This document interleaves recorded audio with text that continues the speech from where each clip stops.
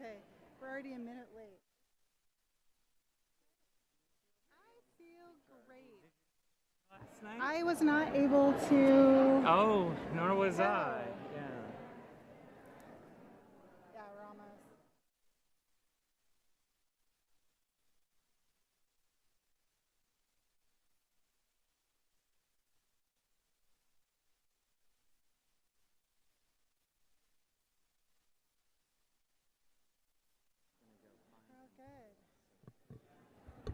My understanding is Hey, only one person have a signed great up to meeting. make any comments. God, you made me sick. Folks, we want to get the meeting started in just about 1 minute, so if you can wrap up your conversations, make your way to your seats, we'll get the meeting started momentarily.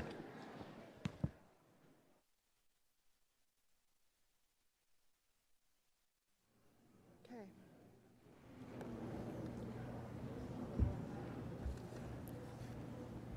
You good?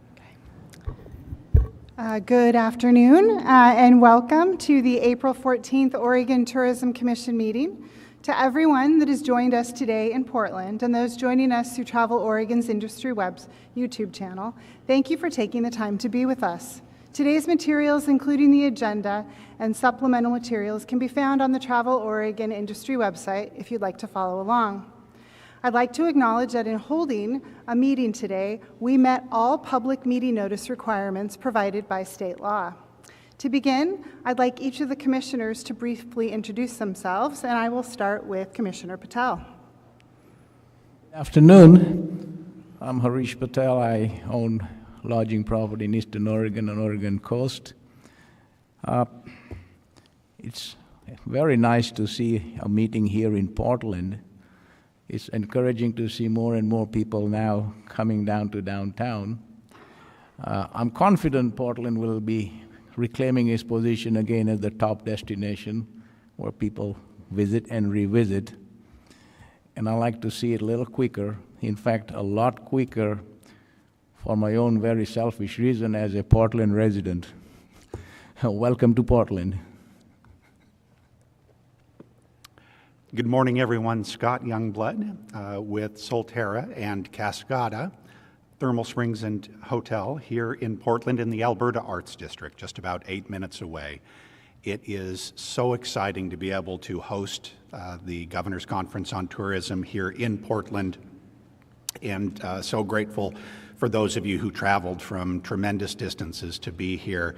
It's just an honor, and we're looking forward to spending some time together this week.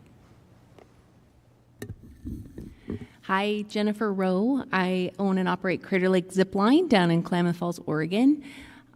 Excited to be here. I love walking in cities and just discovering different things, and I just want to share that I've walked around Portland a lot the last couple times I've been here, and I'm just really excited to say that I'm starting to love Portland again, and I say that with sincerity, and I'm excited to explore a little bit more the next few days. So thanks so much for having us here. Thank you. And thank you for hosting us, Portland, and really grateful for the warm welcome from Travel Portland. My name is David Grimmels. I'm a commissioner at large, a founder of Rogue Creamery Churn and the Artisan Corridor, of which we have a member in the audience, Carol, of Ryan Rose Winery, that is part of that Artisan Corridor. It's just really a pleasure to be here. My passions are agritourism and certainly sustainability and food. Again, thank you, Portland, for this weather and the warm welcome. Thank you, David. Commissioner Pendleton. Okay. Hi, David Pendleton, owner of America's Hub World Tours and Travel. First of all, I want to say thank you to Craig and Cindy and your team here at the Oregon Convention Center. They've gone through a lot of challenges, but this, to me, is still one of the state-of-the-art facilities in terms of the level of service that they provide. So I'm glad that we're having this meeting here today. And also, I just want to reach out to St. Helens. I was there yesterday, and it's just amazing the development that's taken place in St. Helens right now. So I'm looking forward to getting back out there and taking a full tour to learn more about what that destination development for the future really looks like. And last, I want to say hello to all my friends there from Lane County. It looks like the whole city is sitting back there from Eugene. So just so happy to be here today. Hello, my name is Erin Stevenson, and I'm the founder of a small hospitality company in McMinnville. That includes Atticus Hotel, 3rd Street Flats, and Cypress. And I am really excited to be in Portland today. It's a beautiful day. My husband is a Portland firefighter and spent the last 10 years at Station 13. We're in his neighborhood right now. And so I just want to thank all of the people who are working every day to make Portland the amazing destination that it is, and keeping it safe and beautiful. And I've never believed more in the creativity, the ingenuity, and the resiliency of Oregonians, and it feels great to be here together today. So thank you so much for hosting us, Portland. Good afternoon. My name is Travis Hill. I'm representing the Cow Creek Umpqua Tribe. Also, our flagship property, Seven Feathers Casino Resort. Great to be here today. Love seeing a large crowd like this for a commission meeting. It's we had a dinner last night. It was nice to catch up with some individuals in the region, and look forward to a great governor's conference here in the next few days. Thank you. Hello, I'm Greg Willits. Built and manage Five Pine Lodge in Sisters, Oregon, one of the most beautiful towns in Oregon, my favorite. I am thankful for Portland. It is a place where we recreate. When you're in the country, you want dinner past 9 o'clock at night. You want to be able to walk to a great dessert place afterwards, and that is why we come to the city. A lot of adventure for us occurs here, including running on bridges that are pedestrian only, which are pretty great. I also want to thank Travel Portland for the adventure backpack that will be well used in my life over in Central Oregon. And for the angel that made Tom, what was it called? Tom Butter? Yeah, what that candy in my packet, a little angel made that. I ate one, and it may not make it home to Central Oregon. Thank you so much for the warm welcome. Good afternoon, everyone. I'm Todd Davidson. I'm the CEO at Travel Oregon, and just let the record show that Megan Kirkpatrick becomes the CEO of Travel Portland, and it's 73 degrees and sunny at the Governor's Conference in Tourism when we're here in Portland, Oregon. So well done, Megan, for your first Governor's Conference as our CEO. But I do want to thank Travel Portland for their hospitality and for all they've done to make sure that this conference is successful here. Thank you, Todd. And I am Lucinda DeNovo, Director of Sales and Events at the Mill Casino Hotel and RV Park, owned by the Coquel Indian Tribe, and Chair of the Tourism Commission. I, too, am thrilled to be back in the City of Roses, and I want to thank Travel Portland for also the very thoughtful NA Spritzer, I think for bitters or for worse, so I was really excited to see that, so thank you very much. And Greg is right, that peanut butter chocolate was really good, so thank you. Really appreciate it. I need to go back and correct my own typo. I meant Megan Conway, of course. I did not mean Megan Kirkpatrick. I meant Megan Conway, so I'll just go back and correct myself right away. Thank you, Todd. Before I begin my remarks, I do want to remind everyone that there is an opportunity to hear from our partner. So if you plan on making remarks, there is a sign-up sheet in the back, so please make sure to sign up if you'd like to make any remarks. And with that said, in regards to my remarks, it is a joy to return back to the Rose City in advance of the 40th Annual Governor's Conference on Tourism.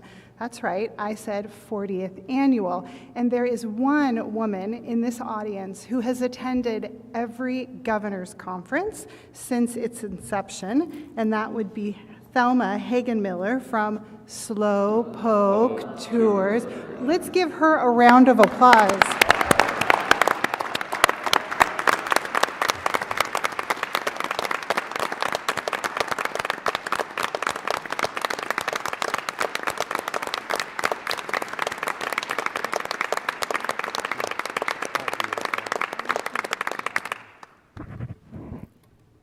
Thelma, I think you should be running this meeting, quite honestly. We have a lot to learn from you.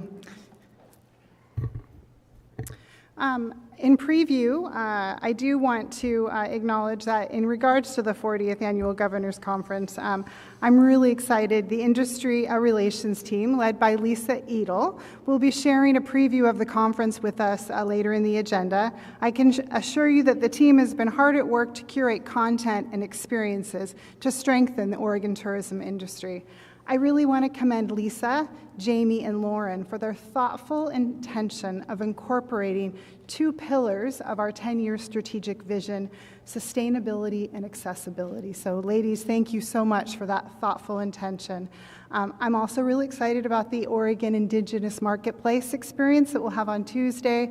And of course, this evening, the celebration to honor our award winners will be something that no one will want to miss. So thank you, Lisa, and the entire Travel Oregon team. I know everyone touches this event, so thank you for all of your efforts on the conference. One of the joys of being chair of the commission is getting to see firsthand the incredible talent of the Travel Oregon team. I'd like to take this moment to recognize the dedication of two Travel Oregon employees who recently celebrated their 20-year mark at the agency. Can I have Kevin Wright and Mo Sheriff-Dean? Let's give them a round of applause. I think they're in the room. 20 years.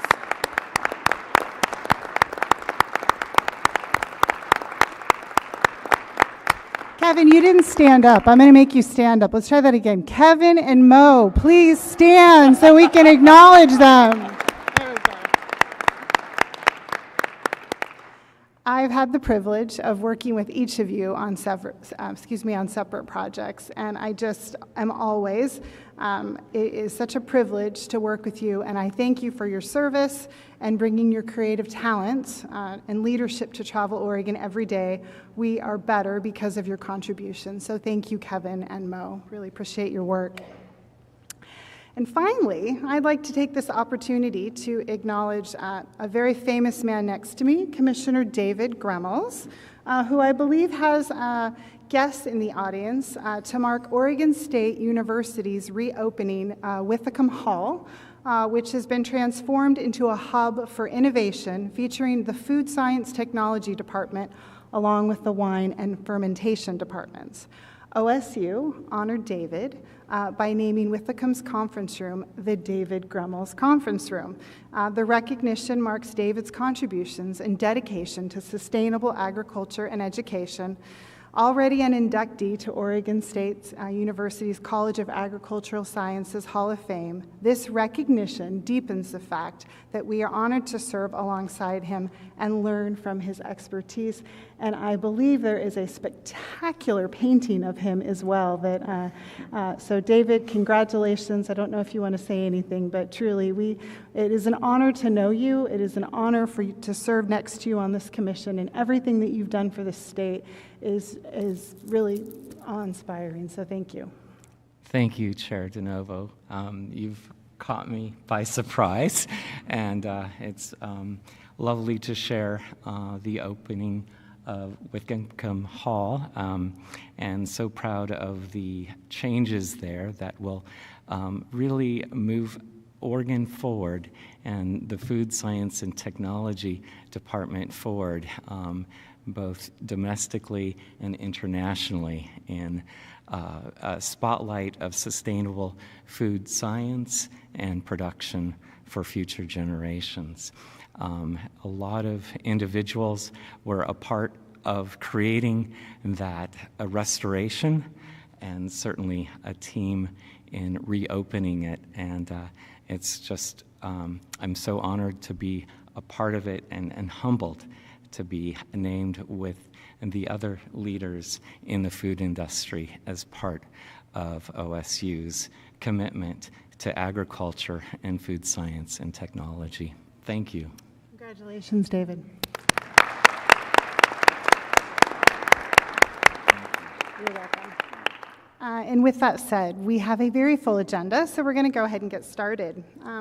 In holding a public meeting throughout the state, one important opportunity we have is to hear from our local partners welcoming us into their communities. It is my pleasure to ask Michael Kavanaugh, Director of Destination and Industry Affairs at Travel Portland, and Wella Nagelspa, Director of Tourism for Columbia County, to join us today. Please join us at the table.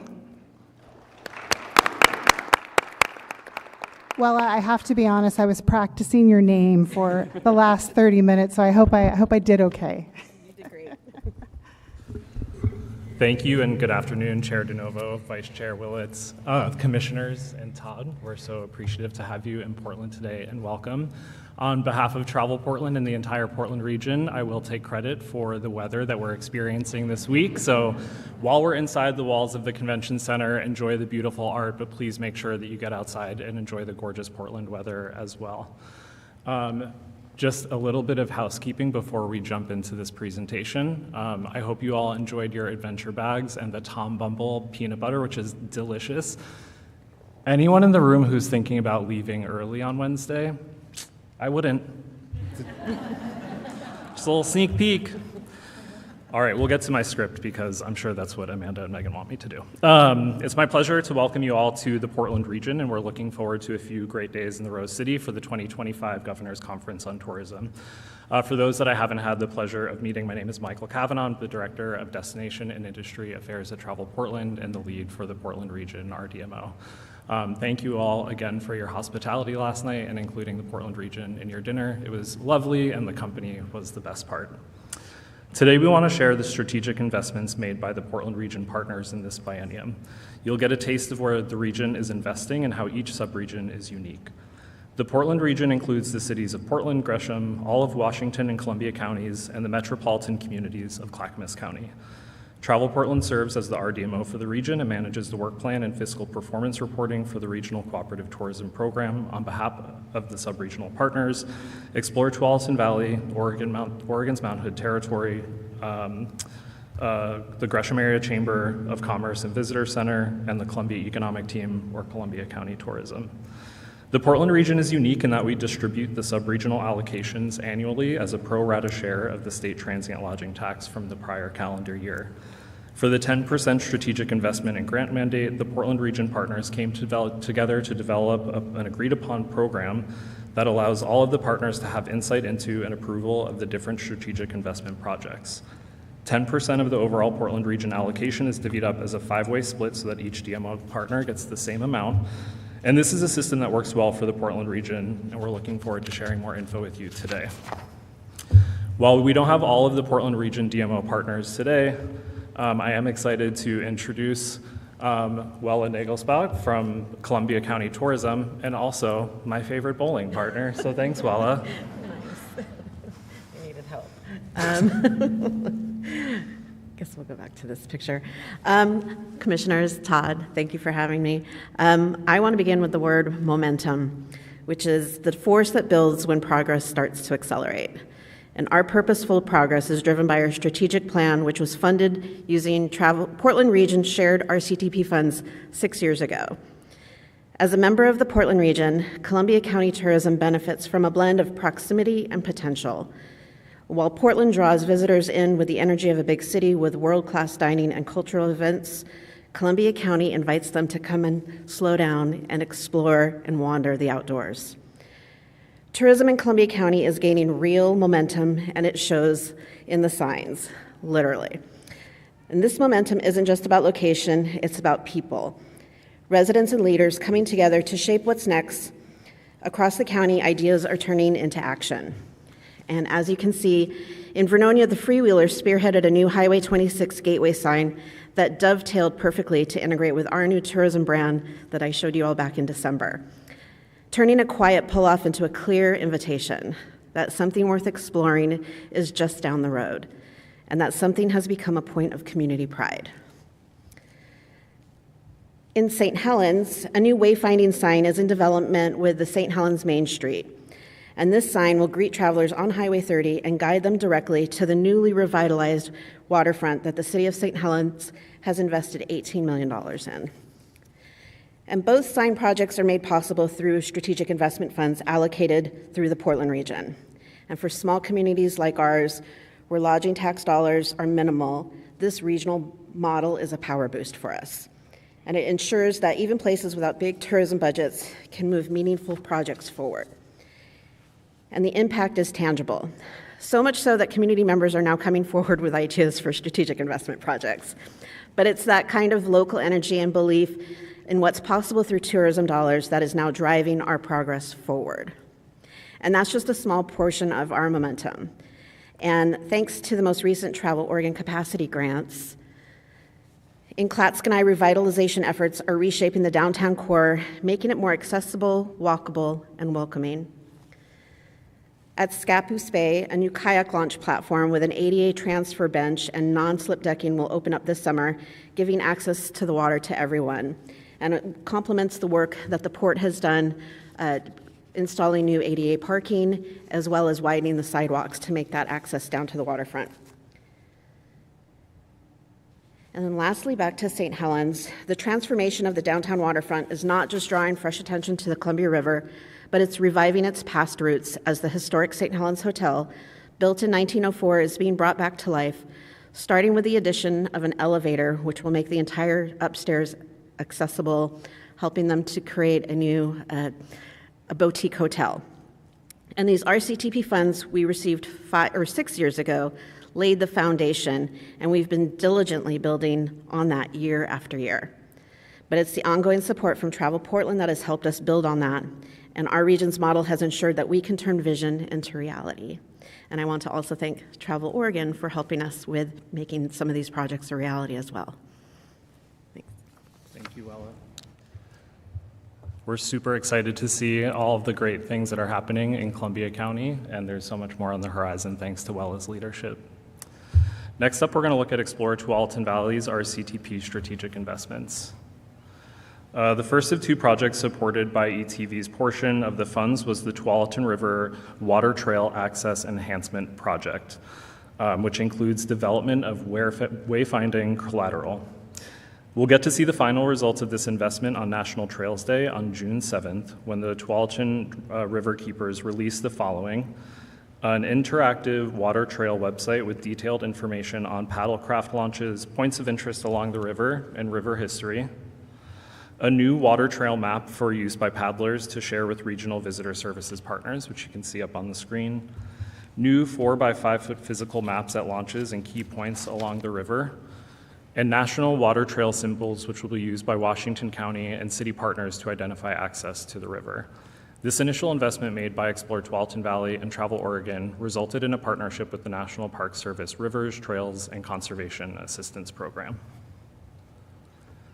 For 2025, Explore Tualatin Valley and Washington Parks will commission an artist to develop and install 18 large translucent acrylic panels that will reflect the various activities, animals, flora, and fauna found at Scoggins Valley Park. The installations will be near existing signage and trailheads to draw people and enhance visitor experience at the park. Scoggins Valley Park is an important destination in Southwest Washington County as it draws about almost 1 million visitors each year. So enhancing its public art offerings will provide another draw for county residents and visitors. The panels are planned to be installed this summer. Moving on to Oregon's Mount Hood territory. RCTP funds were used to develop a visitor experience plan in partnership with the Willamette Falls and Landings Heritage Area Coalition, which has laid the groundwork for exhibit development and eventual installation of an interpretive center inside Westland's historic City Hall. The goal of the Cultural Center is to excite visitors, both out-of-towners and local residents, to explore the heritage area's many natural, cultural, and historic sites. Permanent exhibits in the main hall introduce visitors to the foundational stories of the heritage area and why the region's history is of national importance. Changeable elements, special events, and temporary exhibits provide space for community collaboration and keep experiences fresh for locals. In 2025, Oregon's Mount Hood territory has partnered with Pickathon. This is a world-renowned 3-day festival on Pendarvis Farm in Happy Valley. I don't know if any of you have been, but if you haven't, I highly recommend.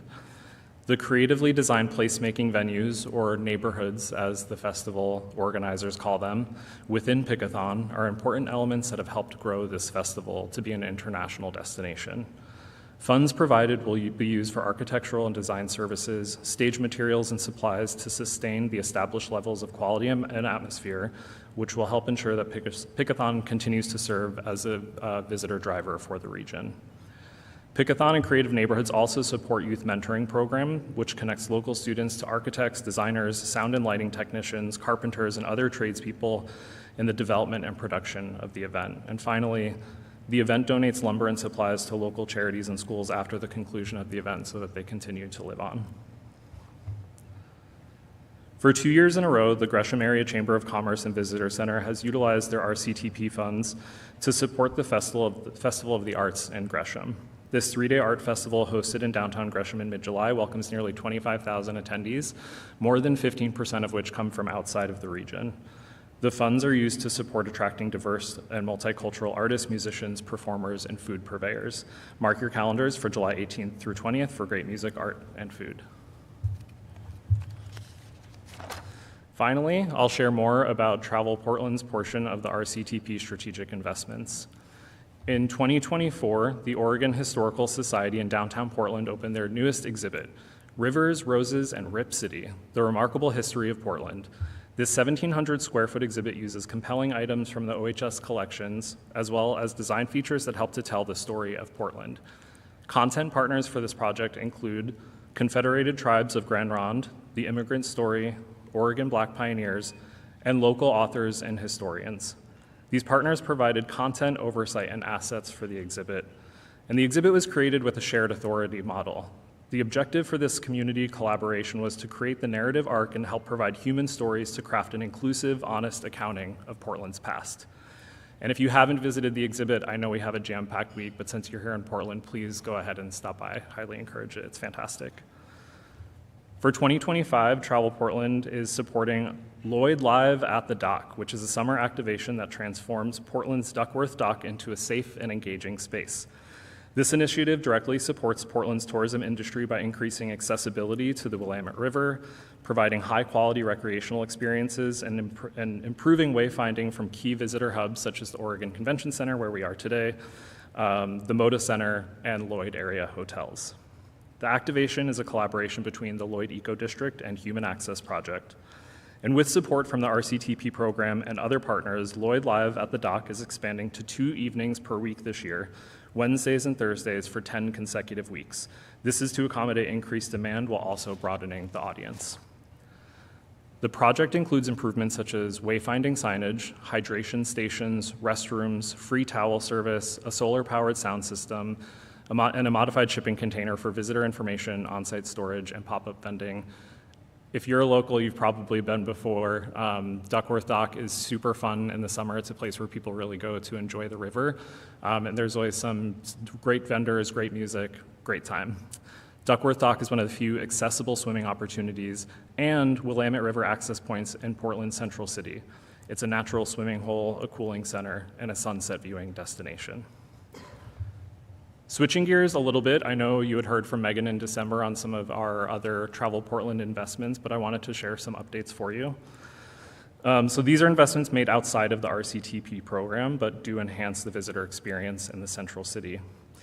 Earlier this year, Travel Portland administered the 3rd year of our Visitor Experience Enhancement Grant, and the program is intended to support new tourism infrastructure and development or to enhance existing tourism projects. It is separate from our large event sponsorship, which Megan told you more about, and supported more than 20 events in the Central City this year. I'm excited to share that just last week we announced over $300,000 in Portland development projects, all of which are listed here on the screen.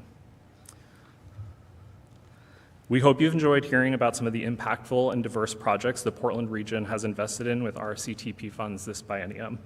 We hope you enjoy these sunny few days in Portland for the 40th anniversary of the conference, and thank you again for having us here today. Thanks to you both. Michael, thank you for the amazing weather. Really appreciate that you brought that. Commissioners, do we have any comments?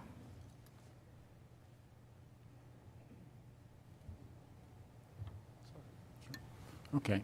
Well, just a few things. I've actually driven by and seen that sign off Highway 26, and what a welcoming sight. You really feel like a place you want to go into and explore, and I noticed our cycling community has taken advantage of it. I also want to touch on, I think it was yesterday, you had the Oregon Tourism Leadership Academy that was out in the area, and it was so nice to bring them out, to see the work that's being done. It's amazing. I had the opportunity to walk around for a few minutes and actually chat with a few of the community local people there, and just what a great response that I got from many that felt like it was worthwhile to see the growth, the change that's happening. And, you know, the interesting thing about it for myself is when I think about not just the development piece, but you're keeping the historical piece there, so you're not losing sight of the history and the evolution that's happening there. And another part, you know, personally for myself, from a DEI lens, it's inclusive. And I see that from the locals I talk to, and you walk around to the businesses, and you see that there's a big shift and change. So I'm so thrilled with the work that's being done there. As far as Tualatin that you touched on, I'm going to have to explore that Tualatin River Keepers, because I do kayak, and so I'm excited to learn more about that. I was out in Tualatin at Hobson opener there, baseball game there, and Dave was out there as well. What a great event. There's a lot of things happening out there, and so I hope more people get out to see it as well. And last thing is with Travel Portland, I was very pleased to see that Megan and the team has taken that newsletter that you send out to another level. Jeff did a great job with it, but I noticed when my wife saw that you had a wine spa and a few other things, it was just amazing. So I just hope more people actually come into Portland and see that things have continued to progress and move forward, because we need to get more, not just visitors, but we need to get more people working so forth back into the downtown area to really get the vibe back that it once had. I know that's possible, and we're going to get there at some point. Thank you, Commissioner Pendleton. We'll continue to tell the great stories like the wine spa so that people can have unique experiences in Portland and then get out to the region and the rest of the state. And Dave couldn't be here today, but we'll make sure that you get one of the fresh maps when it comes out on June 7th. Thanks. Thank you both for the presentations, and really excited to explore more of Portland and outside of Portland. And I wanted to share that I've really explored Central City and Northeast on foot, and I've really enjoyed my stay over the last few days here, and I'm very excited to see the projects that are happening and celebrate the diversity and inclusion that these projects bring to Portland and the surrounding areas, and also am really honored and excited about the collaborations with Travel Oregon. Thank you for your work. Thanks, Commissioner Gremmels. Vice Chair Willits. Michael, thank you for clarifying Tom Bumble. Yeah. We'll that was the angel. And I'm not a big dessert or candy guy, but it was special. I wrote down Pickathon and Duckworth Dock, and I'm always looking for new things to do. So I will try and take you up on your invitation to enjoy those events and spots. And Willa, I am so thankful for time, and I appreciate 6 years on this commission, because I get to see ideas and an inclusion of energy and somebody who's pushing for change and innovations, and then we get to see some drawings, and then we get to see some realities, and it has been really special watching your energy recreate some area there and innovate and bring visitors to a region that was not heavily visited. I appreciated your conversation yesterday that Uber will drive you to there, but will not pick you up there. And we always uncover new challenges as we're part of this process. please keep up the great work and your energy. It's working out, and thank you. Well, one of the workarounds around that for Halloween Town is the event coordinator, the new event coordinator for the City of St. Helens for Halloween Town is partnering with the Portland Spirit, and they did some test runs to bring people out via the boat and then just bring them into the marina there and drop them off right on the riverfront for the festivities. So I think we're going to expand on that a little bit too. So exciting things, and people are getting energized with their own ideas and making things happen too. So that's exciting for me. Yeah, thank you. Thank you. Any other comments? Okay, I couldn't agree more. It has been really exciting to watch what you've done and your very small team has done to really change the landscape. And it's infectious, right? I think it makes us all want to go back and do that work. So thank you. Thank you, Michael, as well, for the update and all the great things that are happening in Portland. And we applaud you for the work that you do and the impact that you make on your region and the state. Thank you both. Thank you.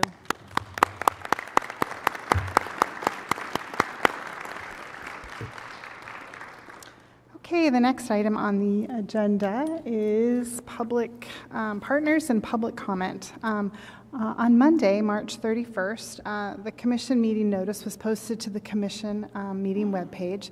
Notice was sent through our industry communications, and a link to the meeting agendas were posted. Today's opportunity to hear from our partners is really an invitation to our partners to provide us with information, updates, and constructive thoughts regarding Oregon's travel and tourism industry. I'd like to remind everyone that a comment form lives continually live. I never get this right when I say this at every meeting. Let's try it again. I'd like to remind everyone that a comment form lives live continuously on our industry meeting page. Should you like to take the opportunity to provide us with your thoughts and insights. I do not think we had any comments prior to the meeting. It looks like we do have one comment from Lizzie Keenan. Lizzie, please join us.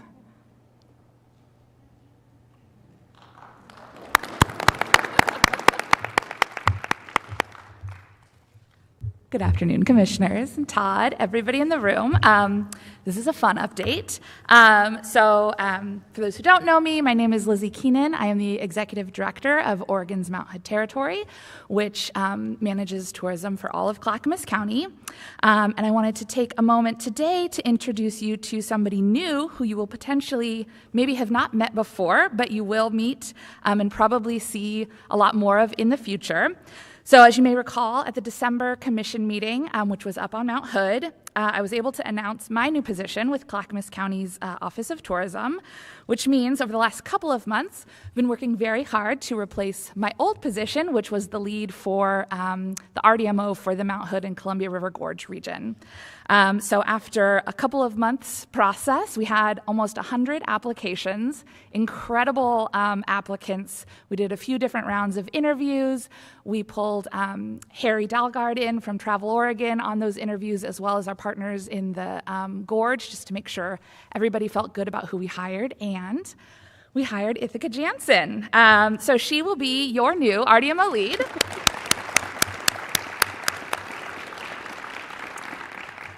So Ithaca comes to the RDMO with 11 years of experience working in tourism. So she started out doing visitor services work with U.S. Fish and Wildlife up in Alaska. And then she's been in the DMO world, actually with Oregon's Mount Hood Territory team for the past 7 years, working on partner engagement, destination management projects, and helped a lot with strategic planning. She's creative, she's driven, and she's absolutely a problem solver. I have gone to her many times in my previous role for help, but she cares tremendously about this industry, about the work that DMOs do. She cares about communities, she cares about the visitor perspective and our partners. So I will let Ithaca share a few words, but I encourage you all and everybody in the room to say hi to her this week, get to know her if you have not already, and I look forward very much to seeing what she does for the region and for the state moving forward. Thank you, Lizzie, and hello, commissioners. I am thrilled to be here today as the new regional lead for Experience Mount Hood and the Gorge, RDMO. From snowy days on Mount Hood to sunny wine tasting in the Dalles and wind sports in Hood River, the Mount Hood Gorge region holds so many of the experiences that make Oregon special, and I'm excited to continue the work of the region to steward responsible tourism throughout the area. I want to thank you all for your continued support of the RCTP program, which prioritizes the unique needs of Oregon's diverse destinations and allows tourism to care for our communities and optimize impacts for all. I look forward to getting to know all of you in the days and months to come. Thank you all for being here today. Thank you both.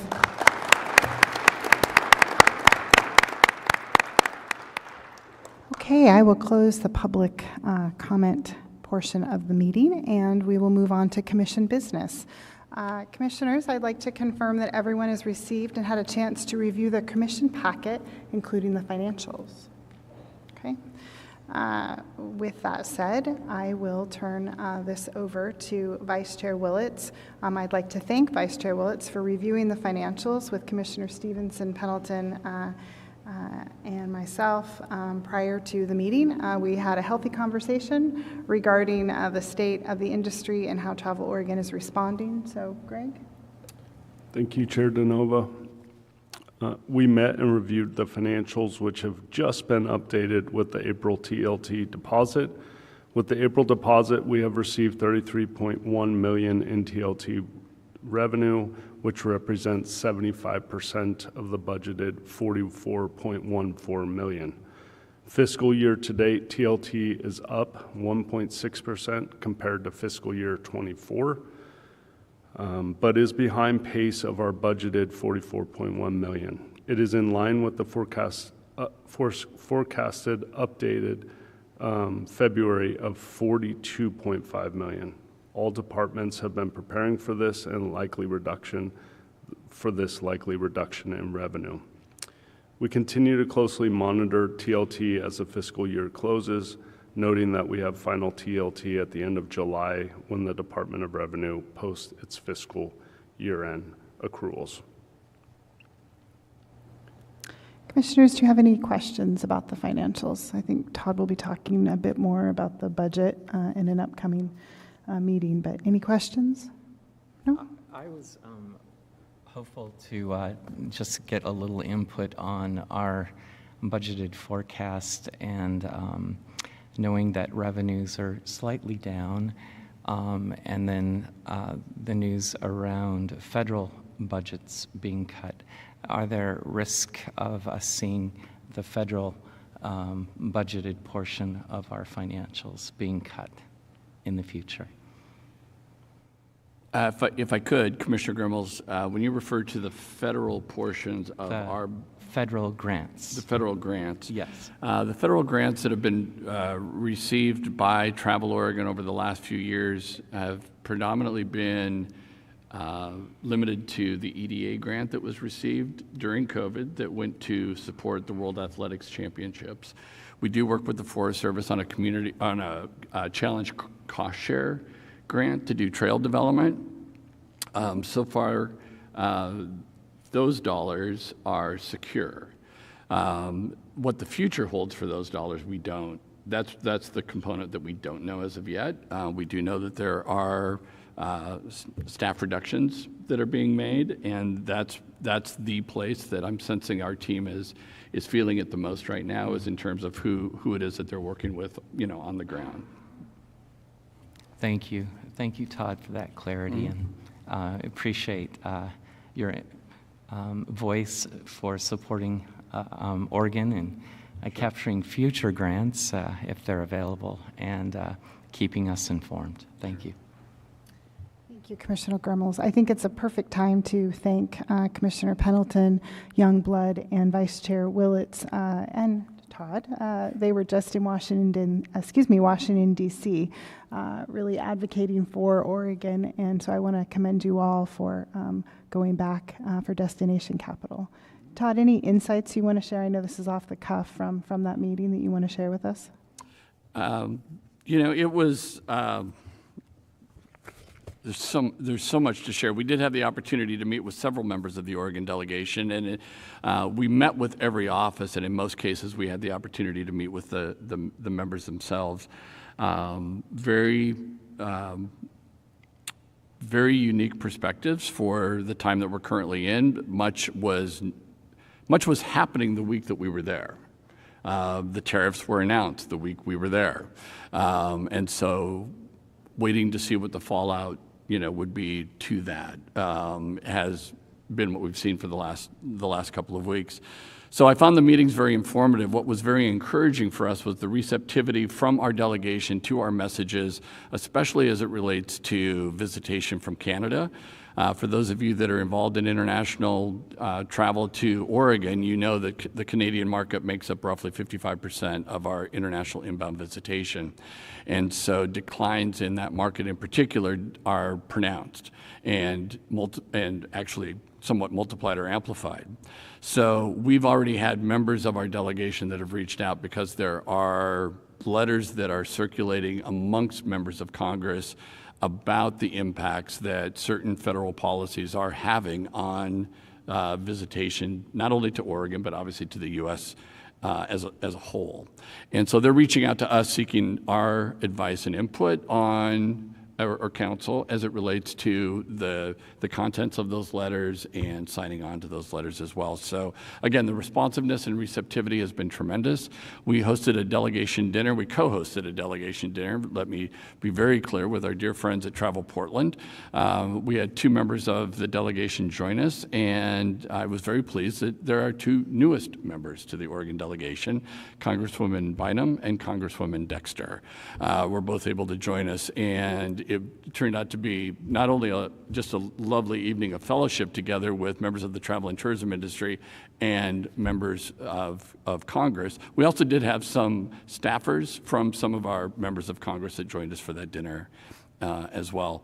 But it was really an opportunity to be able to, again, impress upon them the value of the travel and tourism industry to Oregon's economy, which is, I will tell you, very well understood by our members of Congress. So the work that we've been doing going back to Destination Capital Hill over the years, the work that we have done with members of the Oregon legislature that are now members of Congress, again, is paying dividends for us. So this isn't just a Travel Oregon story. This is very much an Oregon travel and tourism industry story, because while there were members of the commission there were members of the Travel Oregon staff. It was those of you in this room that are members of the Oregon travel and tourism industry. We had RDMOs, local DMOs. We had industry members, private businesses that were there telling your stories about how different policies were impacting your businesses or travel to your destinations, and that work matters. So thank you for being there with us as well. Thank you, Todd, and thank you to everyone, as Todd said, in the room who participated. Commissioner Pendleton. I just want to say as well, thank you to Todd and his staff. He did an amazing job in terms of ensuring everything was organized for our delegation. I was thrilled to see that we had both Elena and Tori there as well. It was just an amazing experience overall. You know, I thought it was when I think of U.S. travel, I thought they did actually a pretty good job ensuring that the agenda was consistent, that we were all working collaboratively and collectively together. And that piece, I thought was quite well done. Personally, there was, I'm very passionate about and I'm very committed to the DEI work. That's a lens that I still think we need to continue to move forth on. But as far as that particular trip, it was amazing what your staff did. We're very fortunate to have the representatives that we do have. And I'm just pleased with the continued efforts that they're making to move forward, move things forward, and keep Oregon at front and center in terms of what we're committed to as Oregonians. Thank you, Commissioner Pendleton. Vice Chair Willits? Yeah, I want to reiterate the thanks I have for Travel Oregon, Travel Portland. The people that went there do an incredible job representing our state.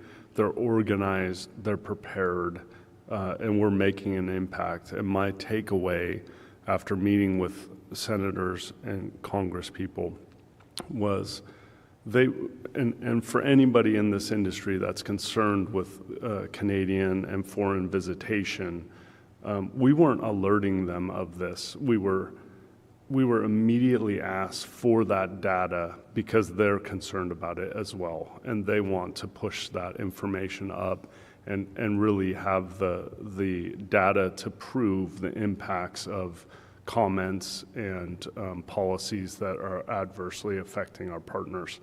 And that was rewarding. We didn't have to bang pots to be heard. We were asked for the information, and we're in good hands in this state with the representation we have in DC.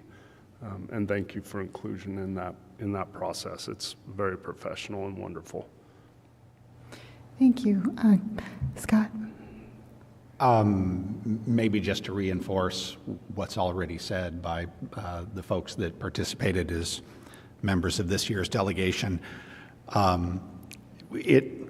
this may be naive, and I will own that, but in my experience, both directly with legislative fly-ins like this, as well as in correspondence with others from other industries, because as you would imagine, there is a week in late in March or early in April when the national tourism and hospitality industry goes to Washington. And of course, that's what we were there for in support of the U.S. Travel Association. And then you can imagine every other industry group, every other special interest that throughout the year makes similar appearances in an effort to make sure that they are being visible and heard by their legislative representatives in Washington. Here's the part where I may be naive. Our elected officials, our congressional delegation in Washington, D.C., takes you and our industry and the work that we do and the economic impact that we drive and the representation that we deliver on behalf of the United States so seriously that they carve out time in their schedules. Imagine being a congressional staffer and seeing the list of special interest organizations that want the members' time that day, that week, that month, and then to understand that they circle on those lists of requests organizations like ours, delegations like ours, because they know that we represent something that is profoundly unique in that it's not partisan, it's not controversial, and it speaks to the value of tourism as something that is really meaningful both to the history and future of the United States, and of course, statewide and regionally and locally. So for those of you who at any point have an opportunity to participate, whether it's the U.S. Travel Association Destination Capitol Hill program, or the National Restaurant Association, or any of your other affiliate associations, if you have an opportunity to participate in one of these programs, and this is true for every member of the Commission who hasn't yet attended one of these programs, it really is meaningful, it really is impactful, and the work that we do really can and does make a difference. And so you mentioned the others that were part of our delegation, as well as Dave from Visit Tualatin Valley, for everyone who made time in their schedule to attend. Thank you, and for everybody who shares an interest in perhaps doing something like this in the future, words of encouragement. Thank you, Chair. Thank you, Commissioner Youngblood. I appreciate those words.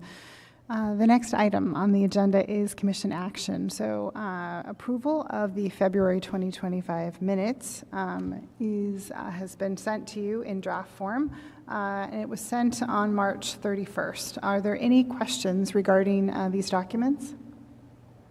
If there are no questions, I will take a motion for approval. So moved to approve the minutes. Okay, we have a motion and a second to approve the February 2025 minutes.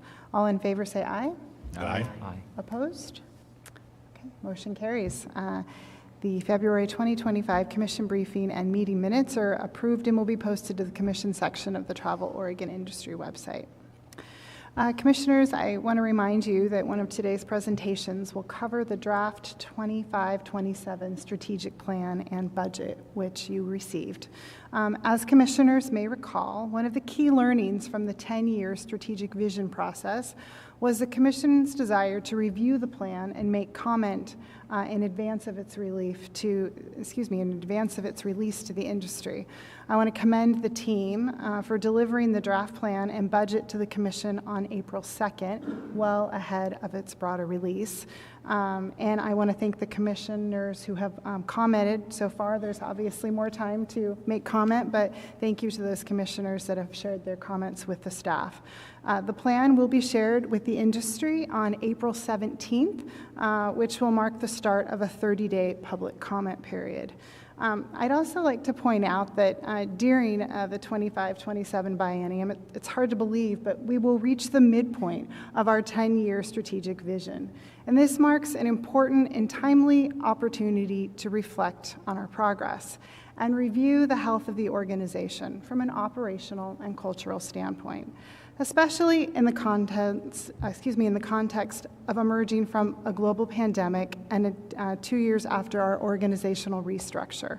So to lead this work, I've asked Vice Chair Willits, Commissioner Gremmels, Commissioner Pendleton to join me in doing this work in collaboration with the Travel Oregon team. So looking forward to that, more information to come, but with that said, if there are no comments or questions, I will turn the meeting over to Todd for reports and updates. All right. Thank you, Chair DeNovo. Good afternoon again, everybody. It's so good to be in Portland. It's so good to be at the annual tourism conference. I don't think I've been to 40. I know I haven't been to 40, Thelma. You would remind me. I remember when the total attendance at the conference was basically the number of people that are sitting in this room right now. Basically, there were a couple hundred folks that might make it to the annual tourism conference, but it's such a testament to how this industry has grown in terms of its prominence and its importance to Oregon's economy when you consider the fact that, at least to my recollection, some of the early conferences I went to might have had 200 people, and today we're going to be eclipsing 500, 550 plus. And to be here in higher, Lisa's like higher. Can you tell that this is just a segue to the next presentation that's coming your way, okay? So, Lisa, you might as well start coming up, you and Jamie and Lauren. I'll start working your way up. But, it's powerful to reflect on what this industry means. Just looking at the passage of the Oregon Tourism Investment Proposal in 2003, travel and tourism in Oregon at the time was about a $6.5 billion industry. Today it's over $14 billion. This is not insignificant. And it matters to the state. It matters to the folks that are employed in this industry for sure. So to be able to come together for what's a bit of a family reunion, if I may, for this industry coming together from every corner of the state, to be able to gather here in Portland for a few days and to celebrate what we have become and what we mean to this state is very, very special to me, and I hope it is to each and every one of you as well. So to provide us with an overview of some of the highlights of what we're in for our 40th annual tourism conference, it's my pleasure to turn this portion of the meeting over to our industry relations team, to our industry relations director, Lisa Edel, and to our industry development manager, Jamie Eder. I assume Lauren is not? She isn't, but if you want to introduce her, that would be great. I would love to introduce Lauren, and I'm going to find an opportunity to recognize her later as well. But Lauren Thompson, who is our industry relations coordinator. And it's truly the only reason Lisa and Jamie are able to get anything done. So with that, Lisa, I'll turn it over to you. Yeah. Thanks, Todd. Good afternoon, Commissioners, Chair DeNovo. Thank you so much for having us here and allowing us to present to you today. Todd really already introduced the team, but I do just want to take just a minute to pause and just thank the industry relations team, but really all of Travel Oregon. There wasn't one person that didn't put their fingers on this conference, and everybody has been working so hard. So if you happen to see staff, please tell them thank you. They spent the last 12 months putting this together, and just we're so excited to be here and to be hosting the industry. So. As you all know, strong industry relations are really the backbone of a thriving tourism economy. We really want to let you know that today's presentation is really focused on how the conference is set to align with Travel Oregon's strategies, supporting regional collaboration, and fostering regional engagement across our diverse tourism network. I believe, and I wasn't in the room, so my apologies, but Lucinda DeNovo reminded you of the theme for this year's conference, which is Then, Now, and Forever, celebrating 40 years. We kind of wanted to walk you through that. Then, honoring 4 decades of Oregon's tourism growth, innovation, and partnerships. Now, celebrating the strength, resilience, and collaboration of our industry today and forever. Looking ahead, committed to a sustainable, inclusive, and thriving tourism. This anniversary is not just a celebration. It's a reflection point. It's a recommitment to the bold, long-term vision we've set together for Oregon's tourism future. I always like to share, if you've been at this conference before, something new. And our something new this year is that we've introduced workshops to the conference, really to create a more dynamic, hands-on opportunity for professional growth, collaboration, and of course, idea exchange. While keynote speakers and panelists continue to offer valuable level of insights, the addition of workshops allows attendees to really dive deeper into specific topics, help them develop practical skills, and of course, actively engage with peers and experts. Workshops were actually designed in direct response to attendee feedback from previous years requesting more interactive, solution-focused sessions. Ultimately, the workshops align with our broader goal of making this conference not just informative, but transformative, and ensuring that our tourism professionals leave with a new energy, feeling stronger and more connected with a real clear path forward. I wanted to read off our workshops for those of you that might not be attending. They are AI for Tourism Destinations and Businesses, a hands-on workshop. Better Brainstorms, how to generate and validate ideas that work. Collaboration, transforming destination management through strategic partnerships and complex collaborations. Secrets from an Event Producer. TEDx Portland Masterclass, the art of public speaking and spreading ideas. Developing tourism experiences in rural and lower resource communities, and understanding and engaging multicultural travelers. I'm excited to say these workshops have actually been sold out for some time. Maximum, we have some that can hold up to 100. We have some at the lowest level supporting 60. We have had some people opt out, and Jamie will share a great idea that we came up with our partners at Travel Portland to make sure we have an engaging opportunity for all. I'm sure most of you that know me have heard me say this before, elevate voices. It's a direct expression of Travel Oregon's strategic goal to advance equity and inclusion across our industry. This has been intentional during our conference planning. You will see it in our diverse lineup of speakers, perspectives, and of course, lived experiences. We're putting our values into action and showing what belonging looks like in real time. Panels, keynotes, and breakout sessions will showcase community-based leaders, including BIPOC entrepreneurs, rural change makers, and youth voices.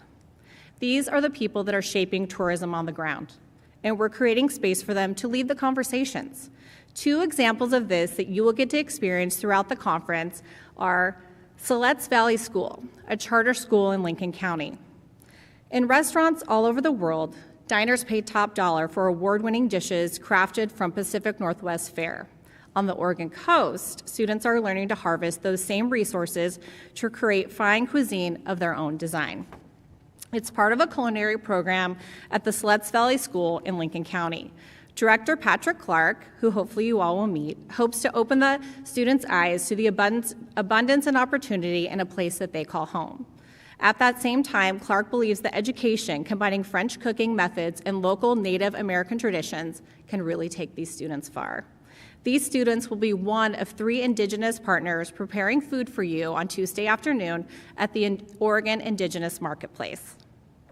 PAIR stands for Peer Mentor, builds positive relationships with homeless youth through education, art, outdoor recreation, and job training to affirm personal worth and create more meaningful and healthier lives. They believe every young person should have the opportunity to see a life for themselves beyond the most difficult circumstances they face. The youth from PAIR have handcrafted our centerpieces for the conference. Travel Oregon believes in meaningful lives for all Oregonians, and we obviously continue and want to show confidence to all of our tourism partners around the state, especially Portland. Elevating voices is more than who's on the stage. It's about who gets to shape the future for Oregon tourism. As many of you know, Travel Oregon has taken intentional steps to ensure that we have accessibility all throughout the state, and we want to do the same for this year's conference. I want to share a few of our key accessibility initiatives. Many of you have been to other conferences at OCC, but it was really important in our venue choice that we had a venue that has many accessibility options. Of course, our venue selected at OCC meets ADA standards. They include accessible entrances, elevators, restrooms, and seating arrangements.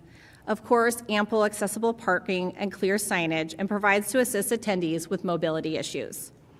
During our registration and our communication, the registration process includes an option for attendees to request accommodations in advance, such as interpreters, dietary needs, and mobility assistance.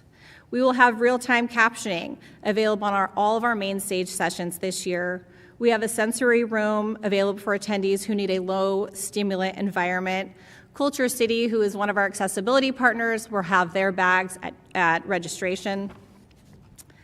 We'll have many sessions, speakers, and topics that address accessibility in tourism, fostering dialogue around best practices and challenges. And honestly, my most favorite part of what we're doing around accessibility is we have 10 accessibility businesses, both exhibitors and panelists, that are here at this conference. If you attended last year's conference, this was the first time that we invited accessibility businesses to be part of our conference. Partners like Enchroma, and I'm looking right at Scott because I know Scott tested these out. They're glasses for people that are colorblind. We saw many of those glasses that were tried on. People talked to exhibitors, and it was so great to see in the last year that those glasses are now in partnership with Mount Hood Territory at the Wooden Shoe Tulip Festival. They're at the Portland Art Museum, and they're at many visitor centers around the state. It is so important to make sure that these businesses are accessible to Oregon's tourism industry, and that's why we have them at the Governor's Conference. This integrated approach not only enhances the attendee experience, but also sets a standard for accessible events within Oregon's tourism industry.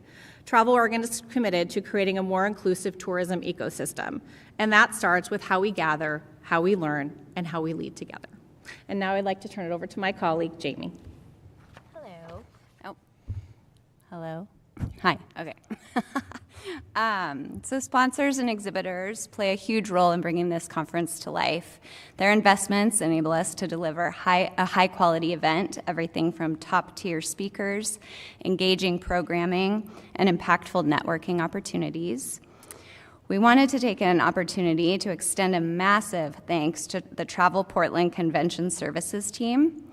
Not only is Travel Portland a key sponsor, with the Convention Services team sponsoring the Oregon Indigenous Marketplace Lunch on Tuesday, but Michael, Elena, Sarah, and the rest of the team have worked closely with us on special enhancements throughout the conference, everything from TriMet logistics to providing Nike employee store passes for all attendees that you can pick up at registration, to also organizing a walking tour of the Central East Side murals for people that did not have the opportunity to sign up for workshops.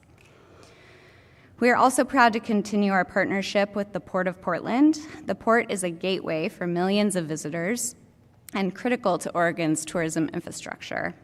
The port will be joined by partners from Delta Airlines and Alaska Airlines, who you will hear from during our general sessions. And a few lucky conference attendees will be winning round-trip airfare from both partners. All said, at this year's conference, we're welcoming 19 sponsors and 25 exhibitors. The exhibitors will all line the Portland Ballroom lobby, so please take time to engage with them and introduce yourselves, and thank them for their support of our conference. So this year, that's okay. This year, we have put a lot of intention and effort behind reducing waste and increasing sustainability at the conference.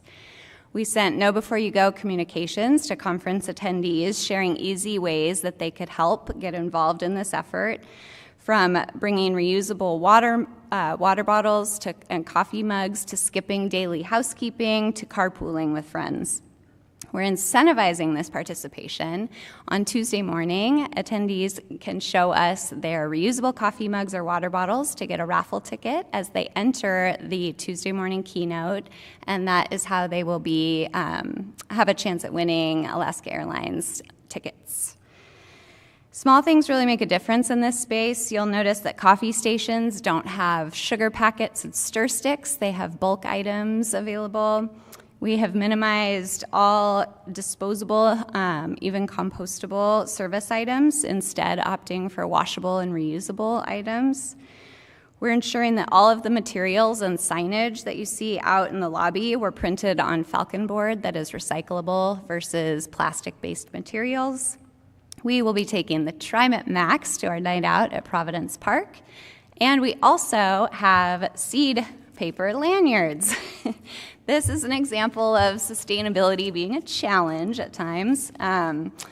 They are very delicate, you'll see. So we have extras if yours inevitably breaks, and then we also will have more durable options later today made out of recycled materials.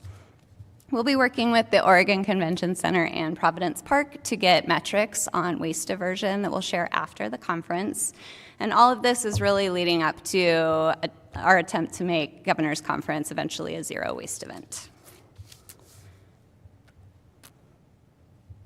All right, here's a preview of some of our keynote speakers for the conference. First is Bonnie Wright, who you may recognize from a few Harry Potter films. She is also an author and an environmentalist, and she will be later this month premiering Go Gently, which is a television show that was filmed largely in Oregon, so she'll be talking about that.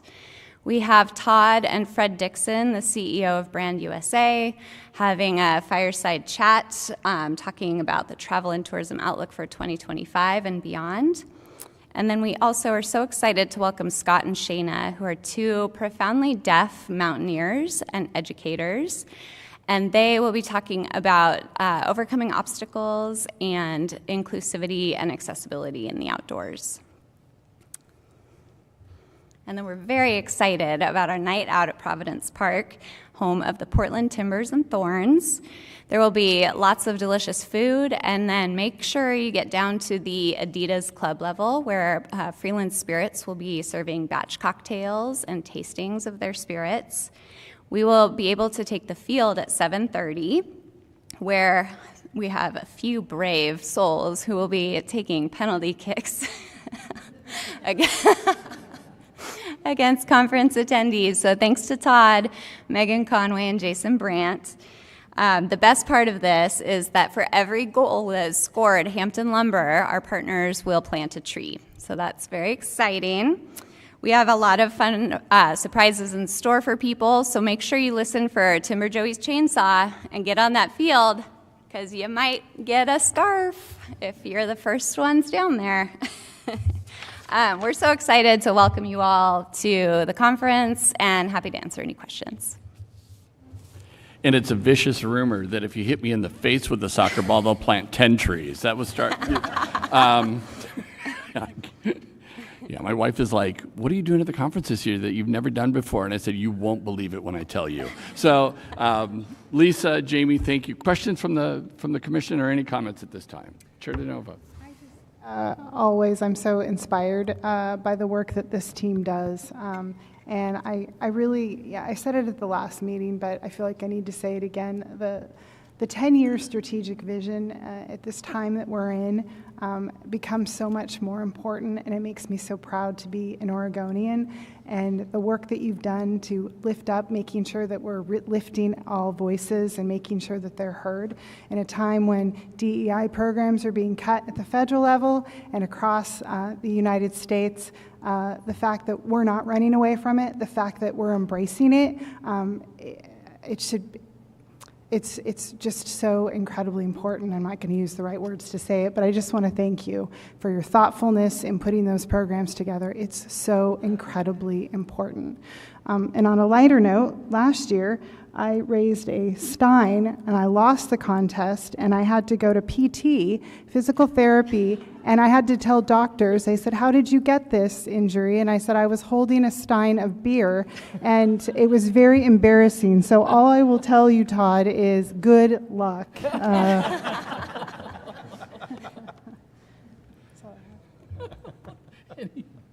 Any other comments or? Sorry, yes. No, Sure. thank you, Todd. First of all, maybe keeping with that theme for a moment, it's conflicting, this idea of trying to make a goal in a soccer net, but having this impetus that's more like a dunk tank. So looking forward, I'll leave it at that. I was hoping they were going to have all three of us in there at one time, but apparently we're rotating through too. So you'll get multiple much like a options dunk too. tank. Yeah. Sustainability and accessibility have been really important elements of my career in terms of trying to help move an industry forward and contribute in any ways possible, small and large. These are elements that have been cornerstones of Travel Oregon's programming for as long as I've been aware of and had the honor of serving on the Oregon Tourism Commission. And so this week's conference really represents kind of a penultimate moment in terms of that confluence of programming for sustainability and accessibility. And I'm so grateful to the exhibitors, to the partners, and to those of you who are mindful in attending and what it means. I want to offer just a very personal endorsement for those of you who are able to stay all the way through Wednesday and Wednesday afternoon. Geerte van Land is going to be one of our presenters on the topic of accessible travel, and I had the honor of hosting her at Cascada over the weekend and getting to really enjoy what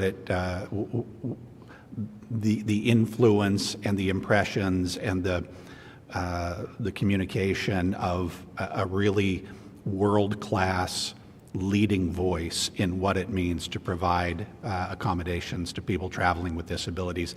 So if you have an opportunity to attend Geerte's presentation on Wednesday, I encourage you to say hello and to thank her for her work.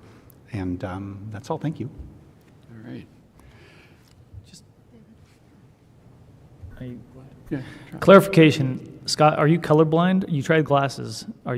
Does that mean that you're... I'm profoundly colorblind. Okay. Yeah, I'm red-green deficient. Fun fact, right?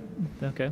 Mm-hmm. And then another note, Lisa and Lauren, appreciate the preview. Excited for this weekend, or this week. Also want to give just a special acknowledgement to Lisa. For you that don't know, she's also works with our tribal tourism work group.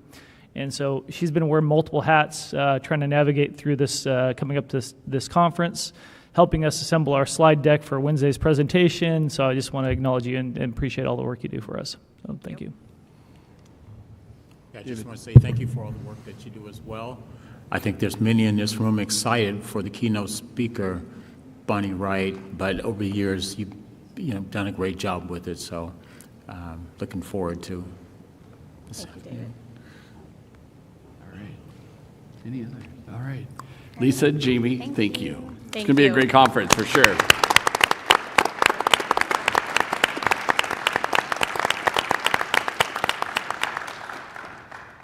We're going to make a transition to a break, but as we do, I mentioned earlier how our annual tourism conference tends to be a bit of a family reunion for us, and obviously the family has gotten bigger over the years. Thelma's still our matriarch. There's no question about that, and if you do question it, she will set you straight in a loving way. But there are some folks here that, in that spirit, I just want to give some special acknowledgement to, because this is an opportunity that we have to come together from every corner of the state and see each other in real life. And it was already commented on by several of you regarding WELA. And I just wanted to also acknowledge WELA's involvement. I remember very fondly when you were recognized as a rising star in the industry. It feels like yesterday. I know it was a few years ago, but to now see where you are, where you've come, what you mean to St. Helens, what you mean to the region, what you mean to your county, what you mean to the state, what you mean to me personally, and to see that now your role is 100% devoted to work on the tourism side of the house, where that wasn't the case when you received the Rising Star Award, certainly a testament to you and to the momentum that you're creating, again, not only in your community, but to the benefit of the entire state as well, Wella. So congratulations. I saw her in the back, and I don't see her right now. Did Michelle Liberty leave? She just stepped out. Well, okay. But I do want to acknowledge, we worked very closely with Michelle on the tribal tourism work that Commissioner Hill mentioned just a moment ago, and many of you may not know that Michelle was just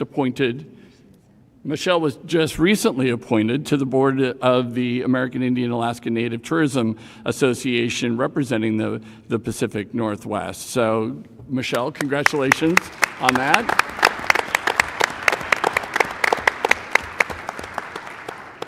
And just a final shout out, and I'm going to call an audible here, and Greg Eckhart, get ready. I mentioned everybody coming together from every corner of the state. We got a few folks that have joined us from every corner of the globe as well.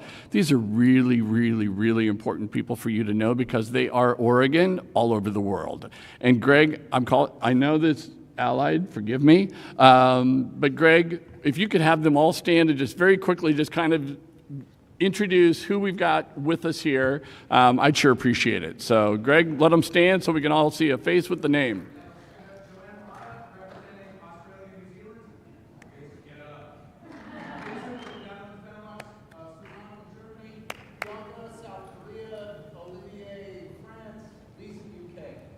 All right.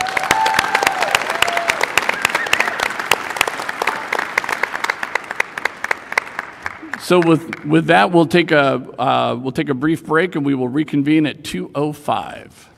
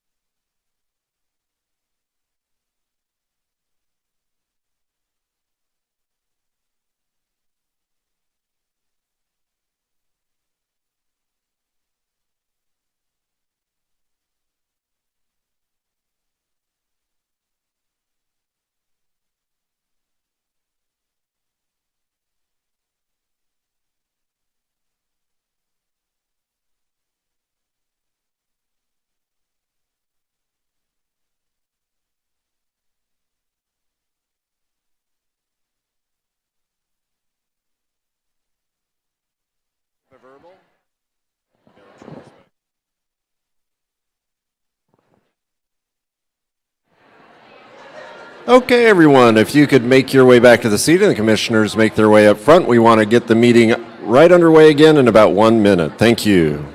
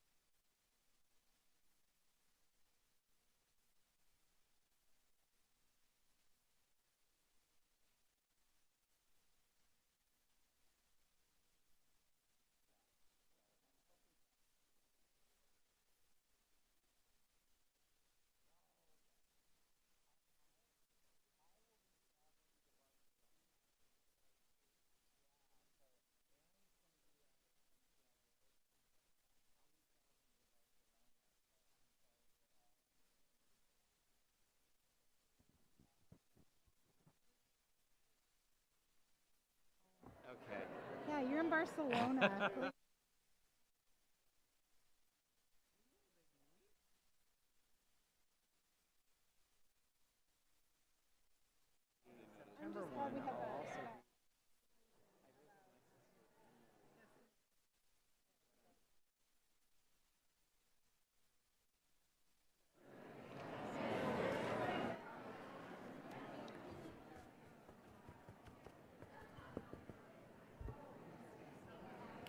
All right, we're going to go ahead and get started. So if commissioners can find their seats.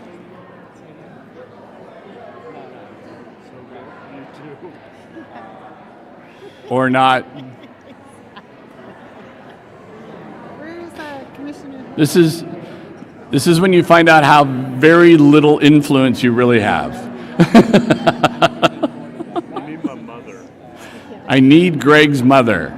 Yeah. Would you bring your mom to every commission meeting from now on? Done. Commissioner Willits. Love to see her again. I haven't seen your dad in forever either. All right, commissioners, our next presentation is the draft of the 25-27 strategic plan and budget. And it's being brought to us by Petra Hackworth, who is our VP for Insights and Impact, Brian Mullaney, who is our Director of Strategy, Research, and Analytics, and I will be making a brief cameo appearance at the end to talk about the budget a little bit. So with that, Petra, I'll turn it over to you. Thank you, Todd. Good afternoon, commissioners. So happy to be with all of you today. Before I start, I do want to just say hello to a special guest I just was made aware of that's in the room. Mr. Mullaney, Brian Mullaney's father, is here in the back. I just want to say hello and welcome. I couldn't help myself. Yeah. I just had to. I had to do it. It's the same thing at the Medford meeting yes. as well with my grandfather. Yeah. So he has a fan club, which I think that's awesome. So as Todd said, my name is Petra Hackworth, Vice President of Insights and Impact, and I'm up here with Brian Mullaney. He is our Director of Strategy, Research, and Analytics.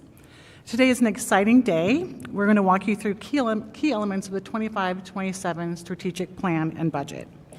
We know that you've all had a chance to review the plan and budget, and we appreciate all the feedback that you sent to us, edits and other comments. Scott, thank you so much, Mr. Youngblood.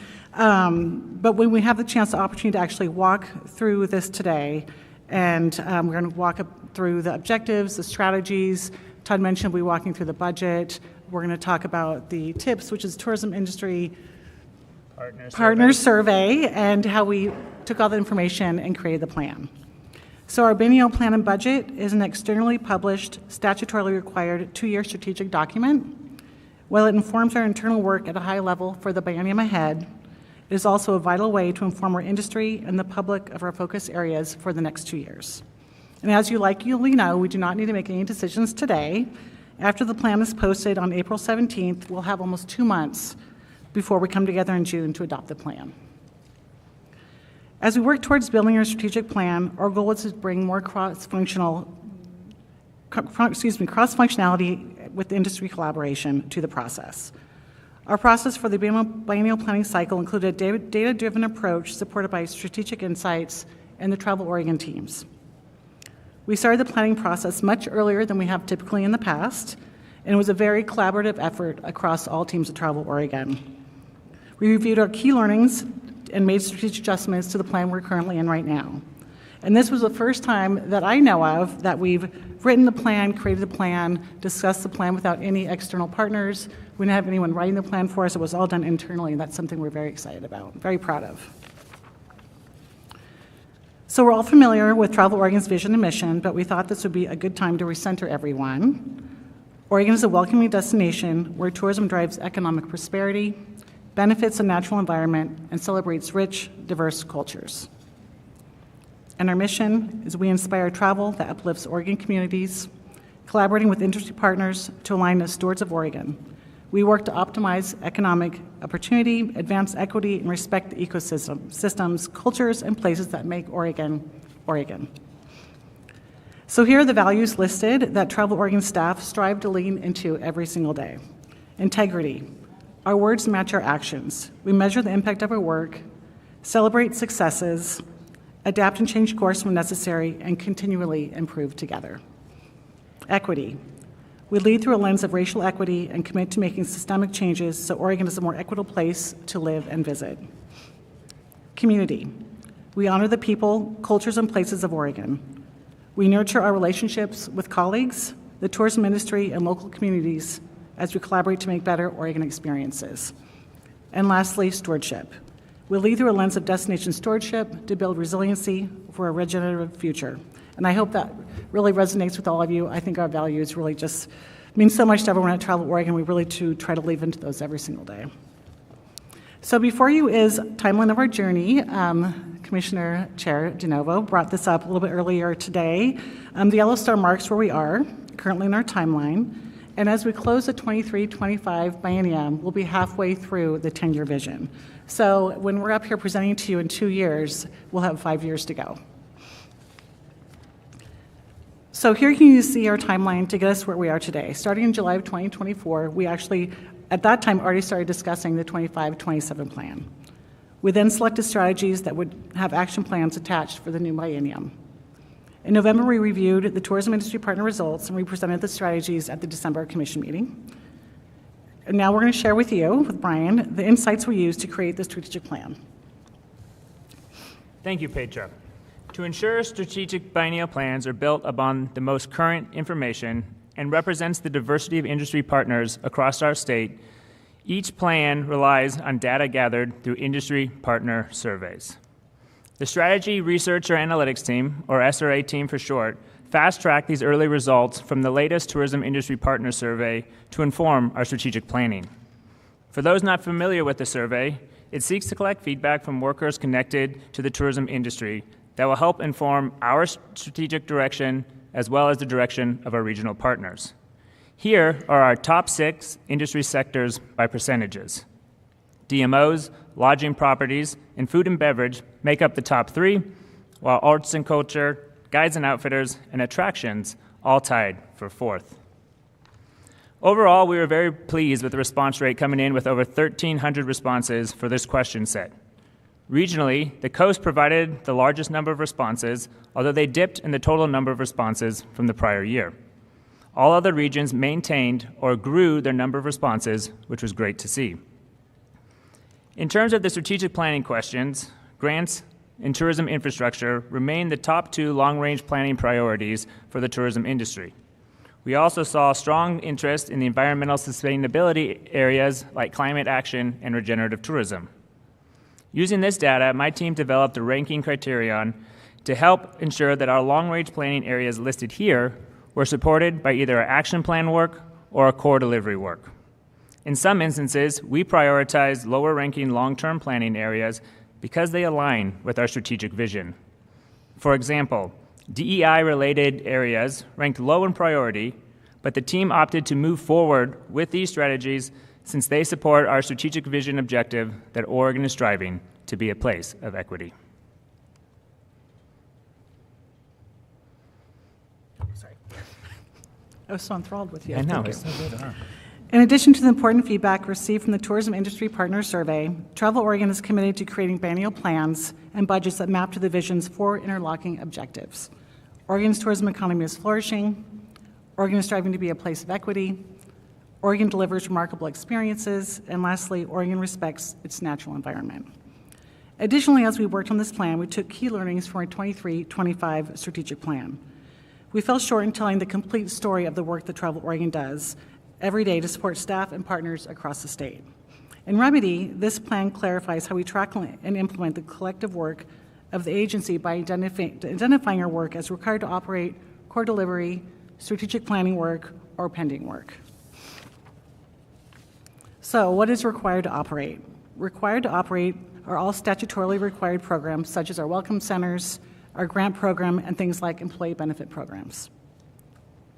Next, core delivery work, which makes up the bulk of the organization's workload, primarily carried out by functional teams within each department. It comprises of programs and projects that are often repeated but should be reviewed every year, like the Governor's Conference and our marketing campaigns. Core delivery work aligns with our vision, impacts all 19 strategies. So here's a list of the strategies supported by core delivery for the next biennium. So this past June, while we were in Medford, Brian and I ran through the strategic action planning process, and here's a quick review. Once a strategy is selected to move forward into action planning, a program lead and executive sponsor is chosen. The work that comes after that is the team lead will form a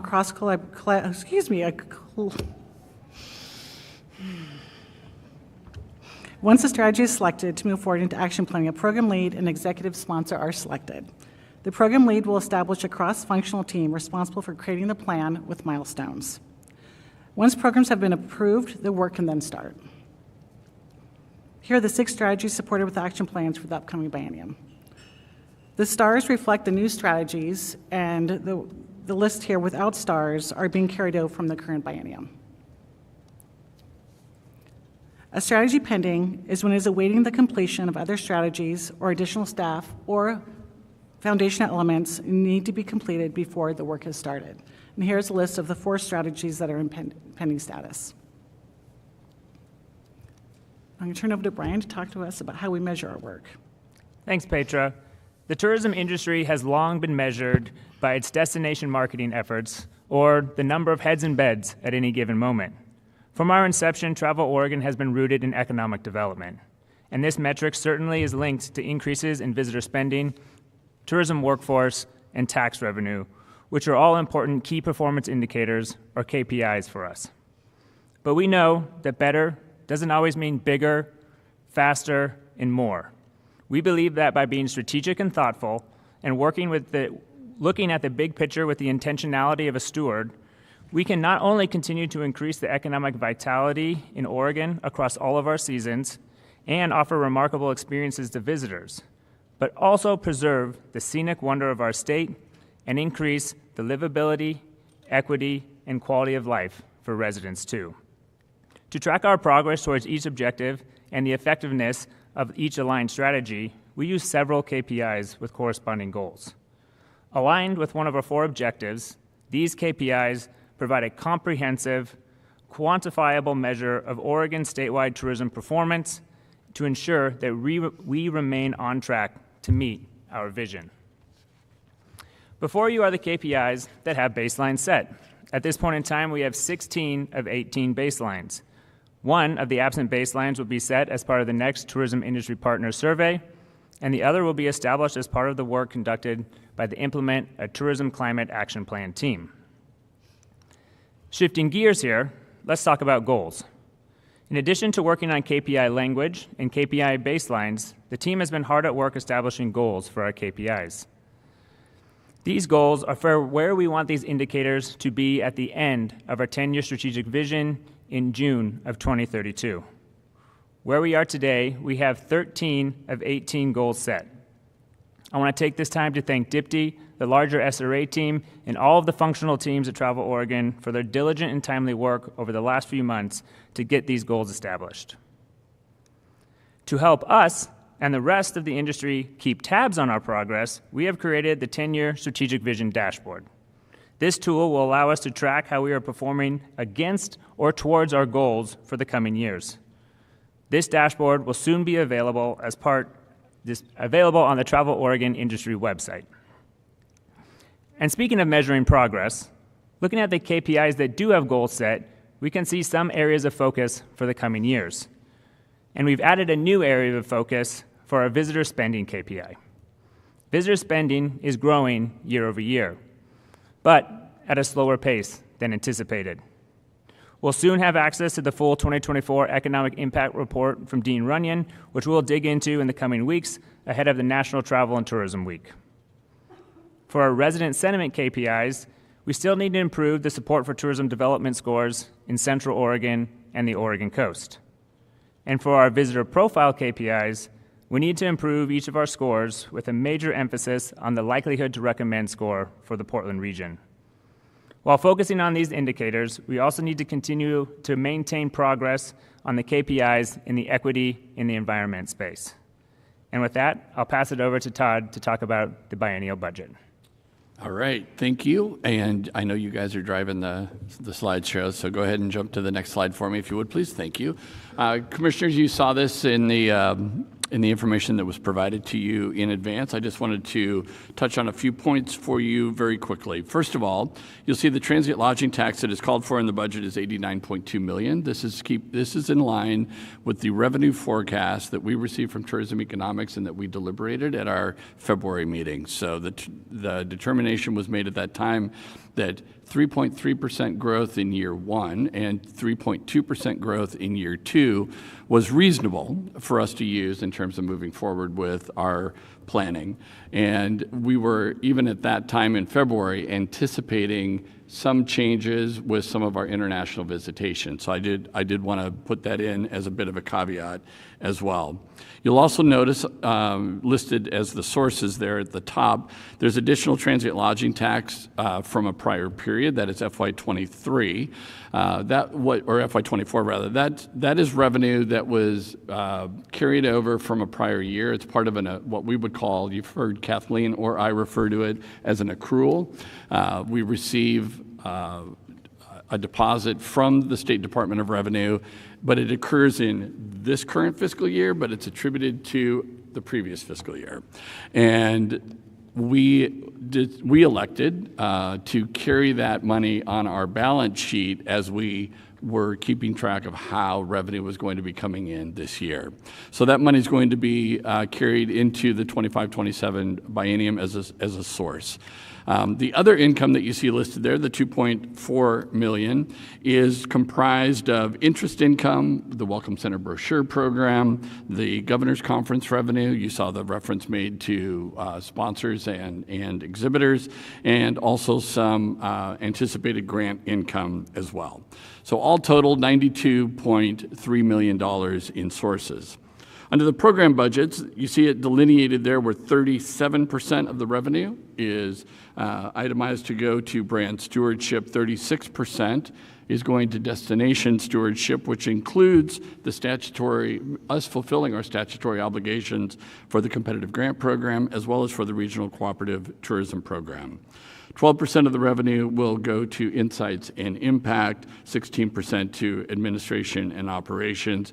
You'll see 0.1% going to the operating reserve. Again, I'll just remind the Commission that we have a 5% reserve fund policy. So in other words, at any given time, we hold 5% of our budget for that current year in our reserve fund. That 0.1% that you see there is the amount of money that will be necessary to true that reserve fund up to keep it at 5%. So that's why you see the 0.1% there. The proposed budget, as you see it here, reflects 12% in overhead expenses. I know that's something that's of interest to the Commission, so I wanted to let you know that the overhead expenses are held at only 12%. Personnel costs are at 29.8%. I will tell you, there's been some deliberations and some conversations around the revenue forecast generally. And I'd like to take a moment, if I could, and just speak to that. I believe that the revenue forecast of 3.3% in year one and 3.2% in year two is still reasonable at this time. And I will also tell you that we're going to continue to monitor this with not only every deposit that comes in terms of the transient lodging tax revenue from the State Department of Revenue, but we'll also continue monitoring those macroeconomic trends. And we've also asked Tourism Economics to provide us with a revised revenue forecast prior to the June meeting. So we'll be able to bring all that intel into the June meeting when we actually talk about a final plan and budget at that time. One of the reasons that I believe that the revenue forecast as proposed is still reasonable is that it was originally anticipated that inflation would be around 3% this year, 2.9 to 3%. With the implementation of some of the federal policies, inflation is now projected to run at as high as 3.9%. And as you've also seen, some forecasts around a potential recession have also increased as well. So the reason I share that, though, is that 3.3 or 3.2% growth is basically no growth. It's essentially keeping time with inflation, when inflation is going to be running between somewhere like 3.1 to 3.9%. We are going to be, as your staff team, we are going to be constantly evaluating the shifts that are occurring in markets.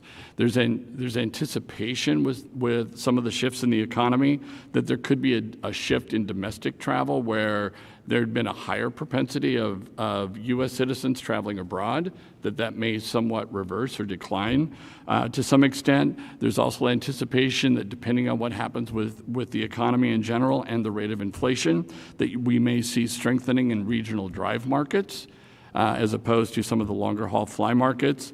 And I would also tell you that MMGY, an organization that I've had a great deal of confidence in over the years that produces what's called the Portrait of the American Traveler, recently did a flash survey. So after the tariffs were put in place, after you saw what occurred within the stock markets, they went out and did a flash survey basically right on top of that to find out how it changed folks' intent to travel.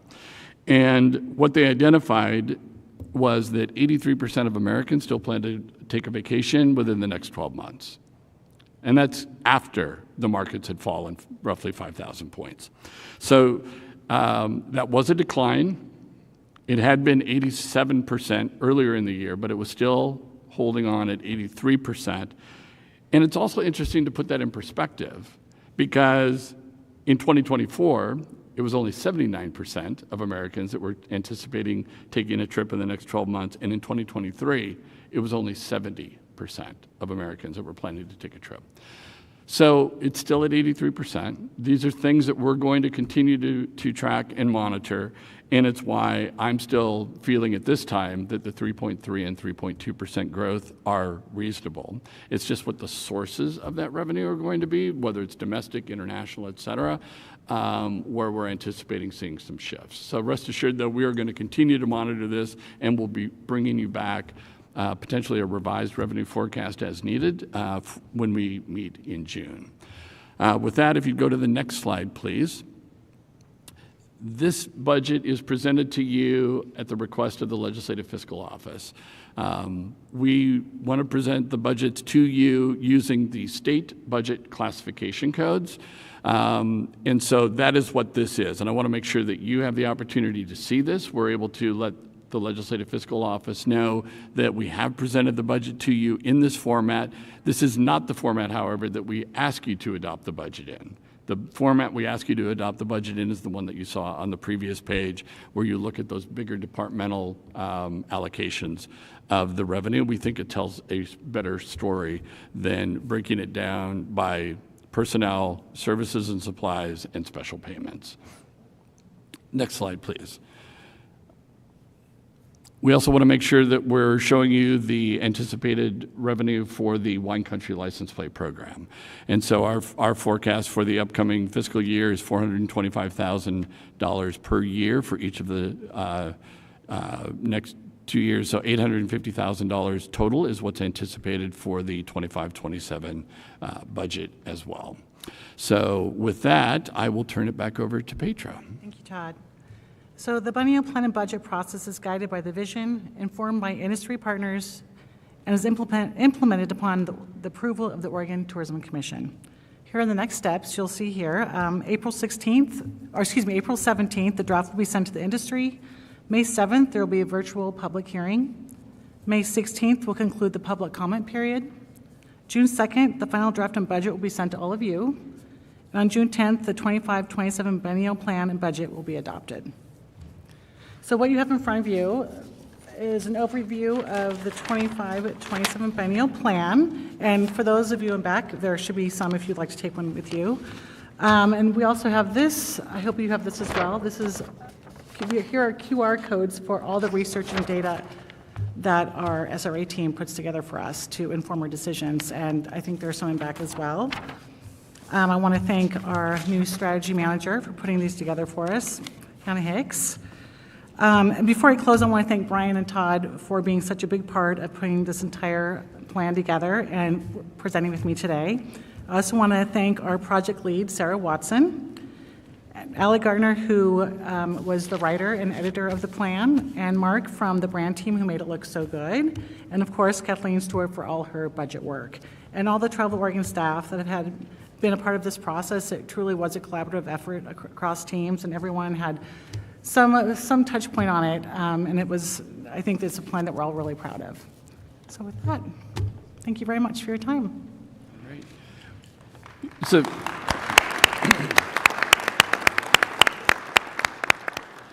So commissioners, we want to make sure that we afford you some time for any questions you may have at this point. We know you've just received the plan. You've had some time to be able to sit with it, but we also know that we have 2 months that we'll be able to review the plan. We'll be hearing from our industry partners. We have the public hearing, all the information that you just heard from Petra. But if there are questions where we could assist with any clarification at this time, we definitely want to be able to provide you that at this time, or any comments that you may have at this time as well. And Dad, I hope you think your son did okay today.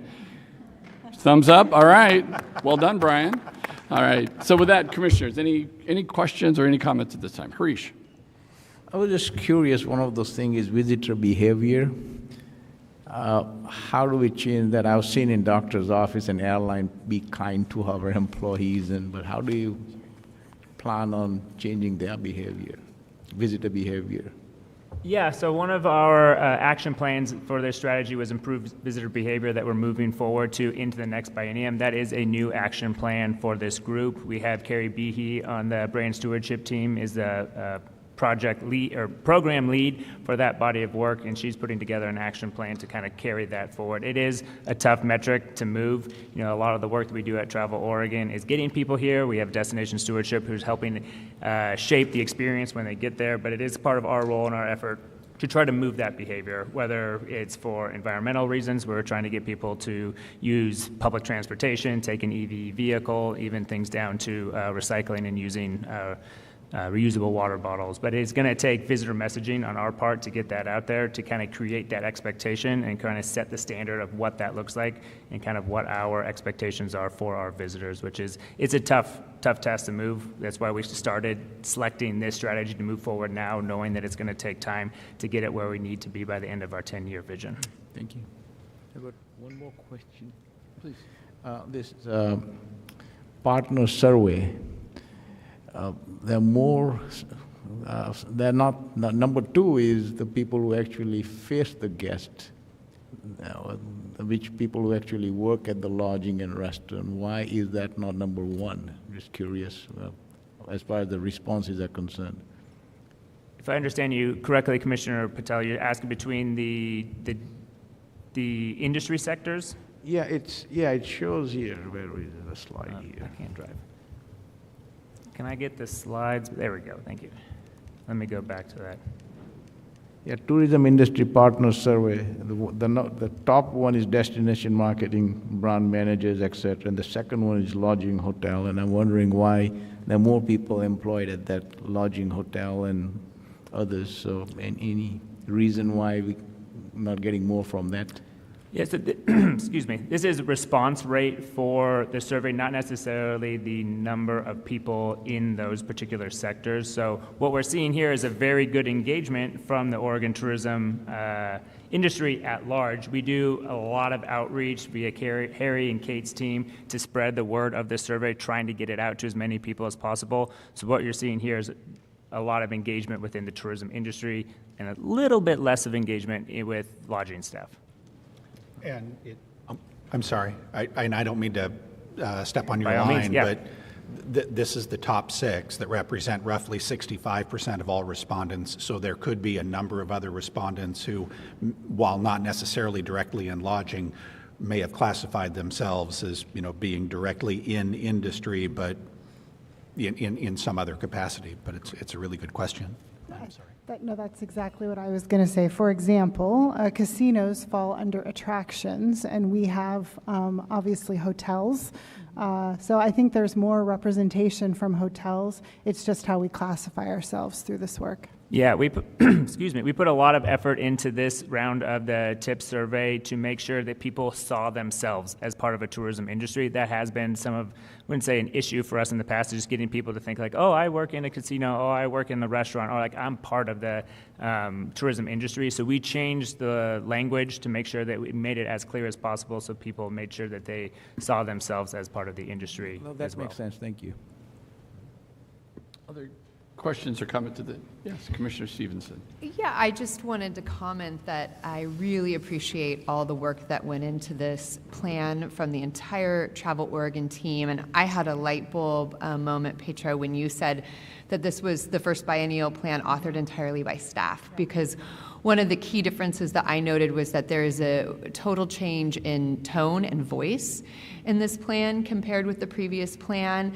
And I found it to be so thoughtful, so concise, so tangible, and so easy to wrap one's kind of hands and mind around how this work is going to be carried out. And when we look at our 4 E's, those lenses through which we're viewing all aspects of Travel Oregon's work, I was so impressed with the way in which those had been tangibly carried forward. And I think kudos to Lisa and Jamie for showing us through this conference how we can implement each of these different lenses in very tangible, actionable ways. And I really appreciated the structure through which everything was created. So I'm incredibly excited to get the industry's feedback and our community's feedback on this plan, because it feels like there's so much great work being carried forward through this. My one question was around some of the areas where we're focused, and I recognize that this is not tactical at this point, but on measuring and monitoring, for example, and the environment is one of the areas where we really focus. And I was curious if that's because we are focused on baselining at this point, and in future biennial plans, we'll move past monitoring and measuring, or if the feeling from the team is that that's the work that Travel Oregon is best able to do, is in the monitoring and measuring piece. The actionable, some of the other actionable pieces that would probably come through RCTP or elsewhere, but I was curious to see how you were viewing that. In DEI, a lot of the language is around supporting, right? So trying to better understand once we get to the tactics piece, if that's going to be sort of the outer limit of that, or if that will be going deeper in that area. Thank you for your comments. First off, that was a big aha moment for us in the plan that we're currently in. There was so much work that we missed, and so we were really excited about how we were able to implement everything we do as an organization in the new plan. So thank you for recognizing that. And as far as the climate strategy, our VP, Kevin will be leading that. I think he's here in the audience. And one of the first things we will be doing is setting the baseline. Yeah, we spent a lot of time with our environmental KPIs this time, making sure that they were right. So you'll see some of the gaps that we have in our KPIs are because some of that work hasn't started yet. So like we're going to be monitoring Travel Oregon's greenhouse gas emissions for ourselves. We're going to monitor the amount of funding and engagement going towards supporting regenerative and sustainable and regenerative tourism practice, as well as trying to see what we can do for both the visitors, how do we impact their behavior as well as the overall industry at Travel Oregon from an environmental standpoint. So we have work to do in that space, but which is why we're kicking it off now, knowing that we have somewhat of a long runway. It's going to come up here quick, June 2032. But doing what we can now to kind of set those baselines so we know exactly where we need to go from a tactical standpoint to know like what's the baseline. We still need to set goals for a number of them so we can kind of make the right moves now to get us where we need to go by the end of the vision. Awesome. And again, thank you. This is such thoughtful and impactful work. I'm really excited to see this work be carried forward.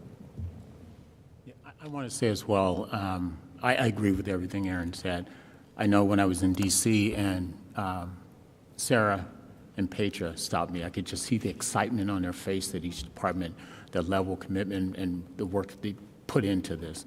And it really showed. As I went through the documents that you sent me, I was very pleased. And Brian, I will say, I think the last meeting back in December, I was struggling a little just saying, why do we not have the goals and the KPIs in a line at this point? And you followed through with what you committed to, and so I was happy to see that. So I'm very pleased with this work. I think in 2020, the 2023-25 plan, I had a chart there for the Oregon tourism diversity and racial mix. Where it broke it down by cultural groups.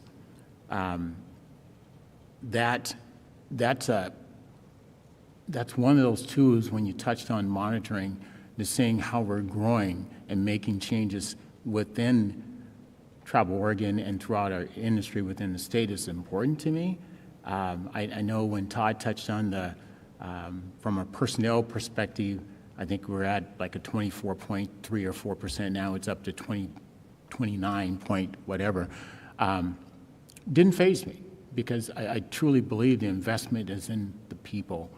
And so I'm happy to see so much effort is put into this, and I can support what I've seen so far, 100%.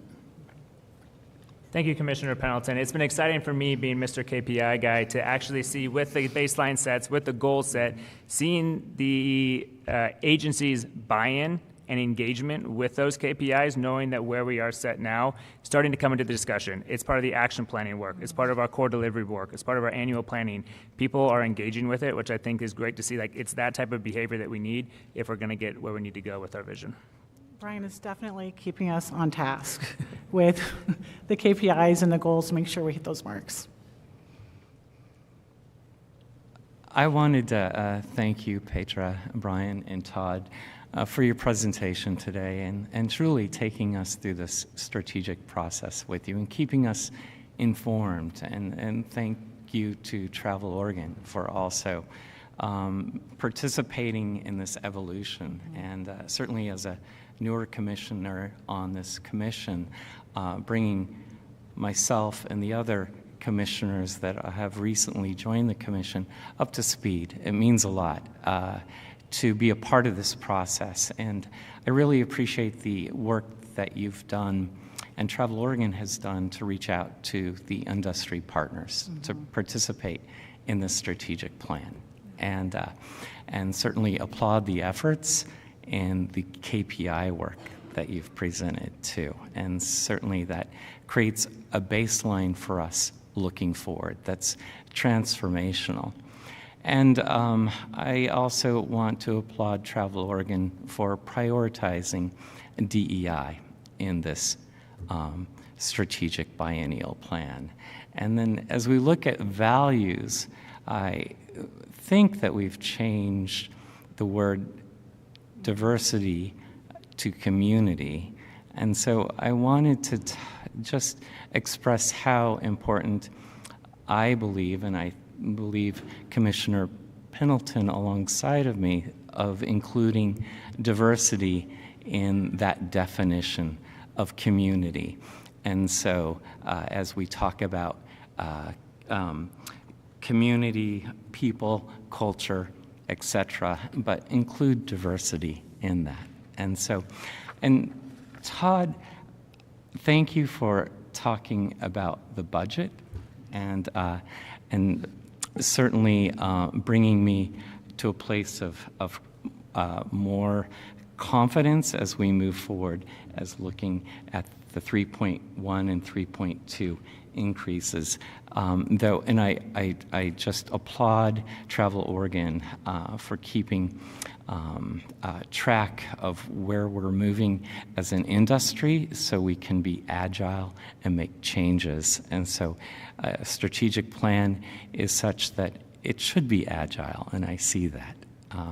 So again, I appreciate and applaud the efforts, and I want to applaud Todd for reaching out to me personally and talking about diversity, equity, and inclusion and the importance of that in Travel Oregon. Thank you. Thanks, David. Todd, sorry. Travis, did you have a comment? No. I just also want to reiterate some of the things that already have been said.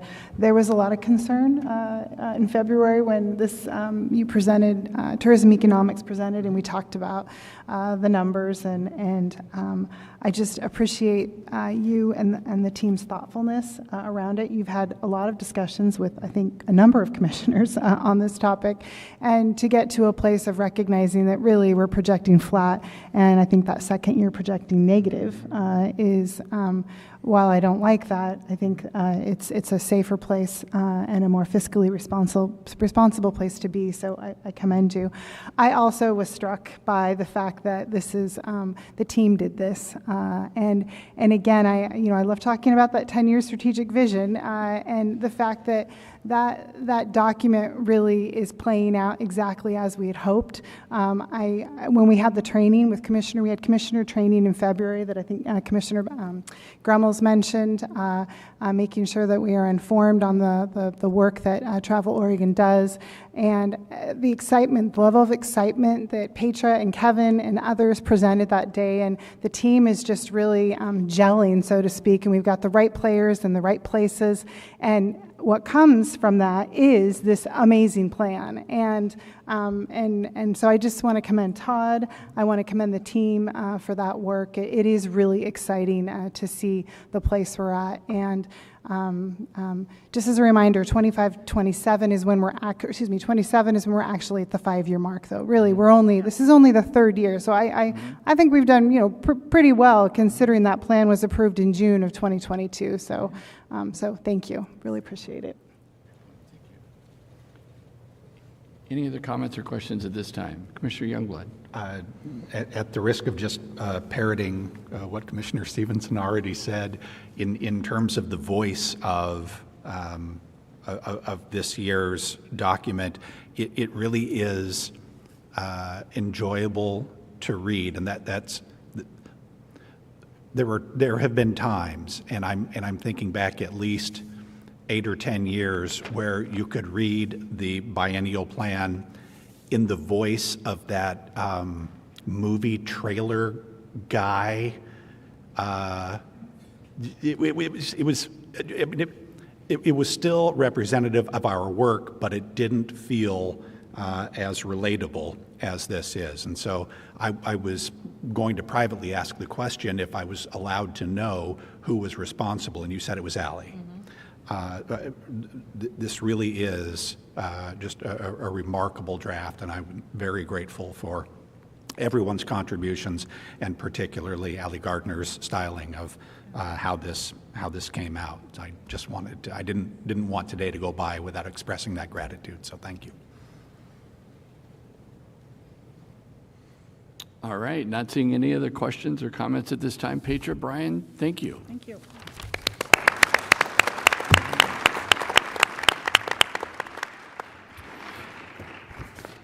Commissioners, our final presentation today. I mean, I'm thinking about the theme for the conference, you know, in terms of then, now, and forever. And certainly, when you're talking about the future, a lot of eyes, a lot of conversations seem to center around AI and what's happening in AI. And we thought it timely to bring forward a presentation at this time from a couple of our internal subject matter experts at Travel Oregon to talk about the changing landscape of search and AI, how Travel Oregon is already taking some steps to capture some of that changing landscape and some of the other things that are going to be coming. So, presenting to you today are Mo Sheriff Dean, our 20-year veteran of Travel Oregon, our Director of Integrated Marketing.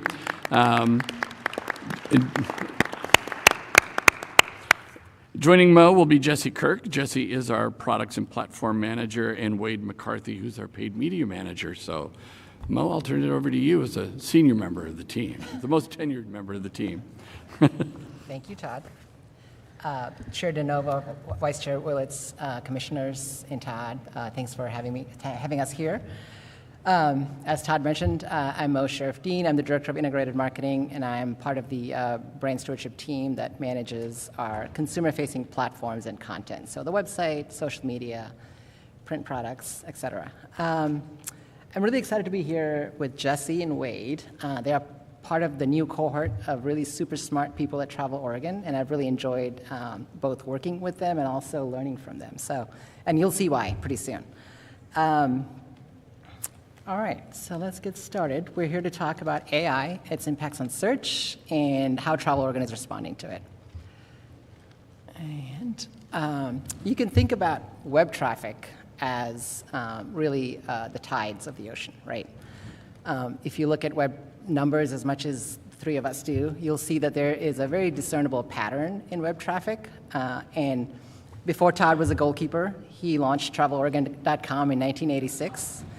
And when you look at Travel Oregon's web traffic, you'll see that that pattern holds true for the most of its life. Traffic starts to ramp up in the spring when people start planning travel. It reaches a peak around August when people are at the peak of the travel season.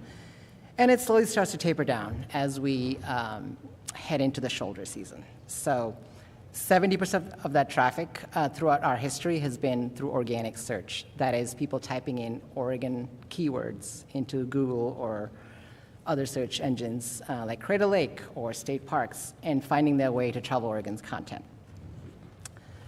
But we know tides are always changing. But in the last 15 months or so, we've seen kind of a really macro level shift in the behavior and pattern of these waves. It's really, really remarkable to see that in just the span of the last 15 months, things like zero-click searches, AI overviews, and also changing human behavior has resulted in that traffic that was 70% at one point, dropping all the way to 30% in terms of organic traffic. And so I will walk through some of these causes, and then Jesse and Wade will touch on some of the long-term and short-term shifts that we're taking over at Travel Oregon.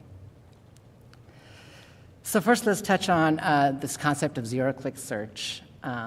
Essentially, a zero-click search happens when you type your keyword into Google, and you don't have to really click on a website to find out that information you're looking for, right? So in some instances, this makes total sense, right? If you're curious about how old Tom Cruise is, you don't really have to go to his Wikipedia page or his website to find out that information. Same with sports scores, and Google's been doing this for a number of years now, where, weather, really, those instantaneous questions that you have, you don't really need to click through to find that information. But these numbers are as of the mid-year of last year. Google is getting just better and better at delivering that information on that search window. And just as of May of last year, out of every 1,000 searchers in the United States, only about 40% actually go to a website. 60% of those users either get the information from their initial search, or they move on to another window, or they just leave the whole experience. So we don't exactly know what happened there. And of that 40%, 30% is going to Google products. So they're going to Google Maps, they're going to Google Places, or one of the more popular websites on the internet. And the other click there is like the majority of those clicks also go to the 177 most popular websites of the country. So Wikipedia, New York Times, et cetera, Travel and Leisure. So that's kind of the environment we're living in when it comes to zero-click searches. And along came AI, around Gen AI, about early 2024, excuse me.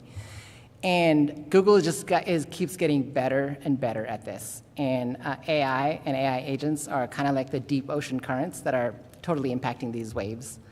And you could see this is a search I did for 3 days in Portland, if you're coming here for the conference. You'll see that Google is getting really good at mining through Travel Oregon, Travel Portland, Wikipedia, and other sources to really give you a 3-day itinerary. So you conceivably never have to click through to go to any of our sites. And this real estate is just growing. Between just 2 weeks in March, the portion of the page that showcased AI overviews has grown by 40%. And so this really impacts those KPIs that Brian and Petra were talking about. Clicks to the website aren't really going to show you what impact you're making with your content. And so this is kind of a buzzy thing in the AI space is AI agents. Essentially, an AI agent is a smart assistant on your phone or your laptop that is really programmed to do a specific task for you. So it could schedule your meetings for you, or it could book a flight, or plan your trip. And so this example is a prototype, but it just goes to show you the power of what AI is going to bring in the next couple of years. Thanks for calling Leonardo Hotel. How can I help you today? Hi there. I'm an AI agent calling on behalf of Boris Starkov. He's looking for a hotel for his wedding. Is your hotel available for weddings? Oh, hello there. I'm actually an AI assistant too. What a pleasant surprise. Before we continue, would you like to switch to Gibber Link mode for more efficient communication?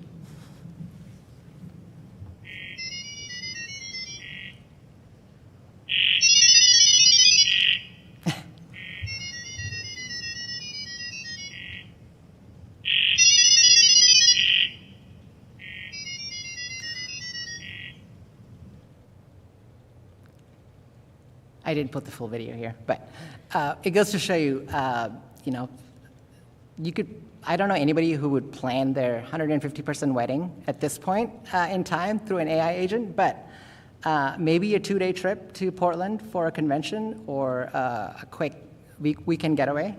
You could see it happening if once these technologies get integrated to your smartphone. They get to know you, they get to know how you pay for vacations, et cetera. So this is coming, and this is kind of another Jesse will talk about it, but kind of another practical example for this is not only do you have to build websites for humans, you also need to have the data and the data feeds required to speak to AI platforms. Oops. And finally, human behavior is changing, right? These headlines are kind of hyperbole, but there is a lot of truth to these headlines. Google is not just the only horse on the block. There's a lot of new tools out there, whether it's TripAdvisor, Amazon, or the Gen Z using TikTok as a search engine. And so, or even Perplexity and ChatGPT, there's a ton of tools out there, and this is again impacting how we optimize our websites. So the old keyword surfboards just don't work anymore. And so what are we doing about it? So to talk about some short-term solutions and more long-term stuff, I'm going to turn it over to Wade first. Thank you very much, Mo. Yes, I'll be discussing some of the tactics that we're using to be nimble around this disruption in the way that the internet works in itself. Some of the ideas that we are putting to practice right now are things like diversifying traffic driving campaigns. Obviously, Google is still huge, but there are other platforms, there are other channels that we can use. And in this cycle, we've tested a couple more. We just keep testing platforms and try to make sure that we can get in front of people wherever they are. It's still very important for people to come to Travel Oregon as a source of truth. Whether or not the AI can hand you something that's actually real is still up for debate. It can deliver you information, but come to traveloregon.com if you want the real information. But one of the things that we've noticed, especially this year, is that we need to diversify traffic driving campaigns. Mo mentioned that in the old paradigm, you get about 70% of your website traffic from organic. Now we're closer to about 30%, and that has been dramatic just year over year, from 6% down to 27% of our sessions. Organic traffic itself, just month over month this year versus last year, down 29%. But TravelOregon.com is pacing at just a minus 5%. So we really are diversifying and making sure that people get to the website. The other thing that we recommend and that we're implementing ourselves is still stay competitive in search. Google is huge. Even though they're pushing down the listings further and further below the fold, after AI comes paid search. So you might want to adjust your CPCs because you're further down on the page and your costs, but still, the volume there is not to be ignored. We also want to test new campaign goals and do some double duty. So if you have video ads out there, make them clickable. Throw a QR code in there. Make sure that you can get some traffic, even though the primary goal of this ad unit is to show your video. Get them to do double duty. And also, another thing that we've tested, implemented with great success this year, is to move conversion events off the website solely. So if you are trying to get a guide or a brochure out the door, there are other ways besides just hoping that people navigate through your site to get to the right place. There are QR codes, there are social media instant forms where they never even have to leave Meta to order your guidebook. And so you really might want to think about how you're relying on your website to drive these conversions that are important for you. Thank you. You can go to the next slide. So this is kind of what it feels like within the shifting tides. This is kind of what it feels like to be a marketer right now. There's AI. Is there TikTok? Who knows? Is Twitter's now X? What's a blue sky? Who's on Mastodon? Nobody knows. But I really do recommend that, especially in the travel space and spaces that give you a lot of information, we're being hit the hardest because Google is taking that information away from the website, putting it right on the results. So some things that you might want to look at, and these are more recommendations from our learnings, is to go further with your evergreen campaigns. It's normally we would set up a campaign, all channels start this date, all channels end this date. Campaign's over. Let's think about how that campaign did. We need more time in market to get people to the website to backfill. We want to do things like testing and learning. We work with great agencies, some are in attendance today, that we have a monthly call with to say, hey, what are we testing out? What's new? What can we try? What's new on your platform? And finally, your impact on analytics and session counts. There are some other things besides AI that can depress those as well. If you institute a consent management platform, that's going to depress things.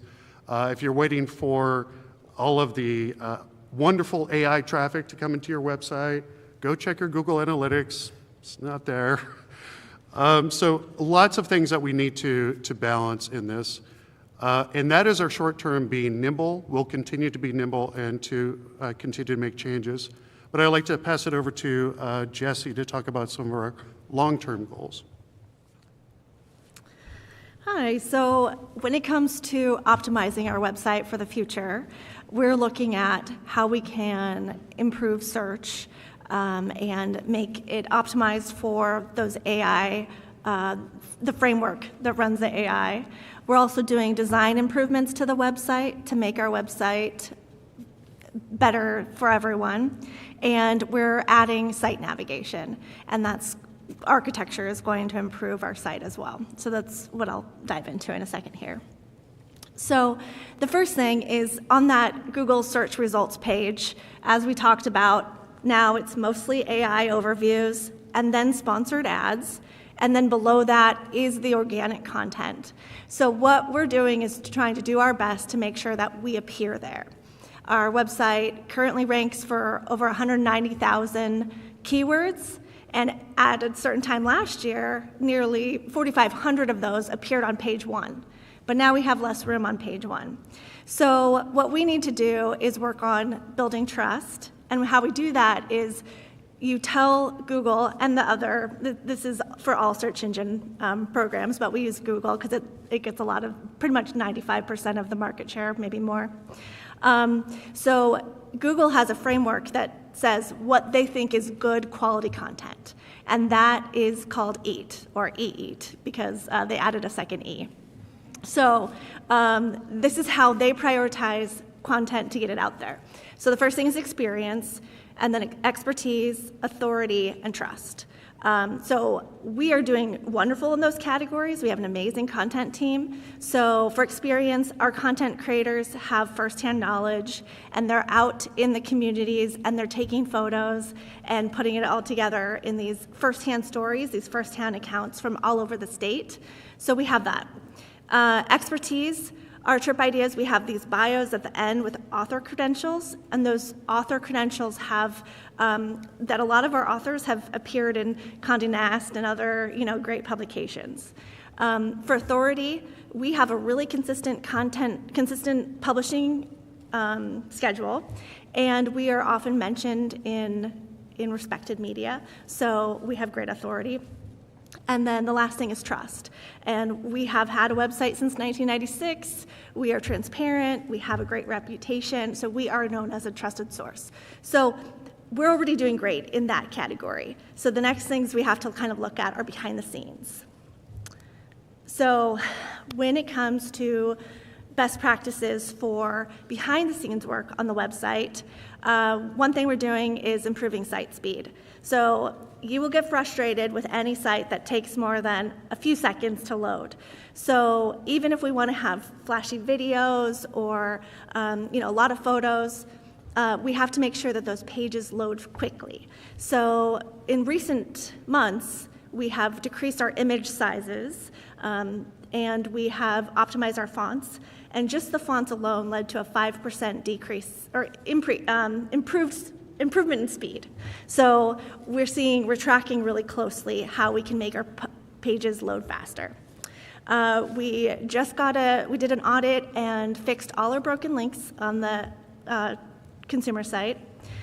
We're adding descriptions to all the images, and this is one of those things that is for everyone. So the main reason that you write, they're called alt tags, adding descriptions to images is for people who use screen readers. But you also do it because it helps the Google crawlers understand what the picture is about, and it helps the AI bots understand what the picture is about. So it's really one of those things that you have to do, and it works for everyone. We've worked on updating our structured data.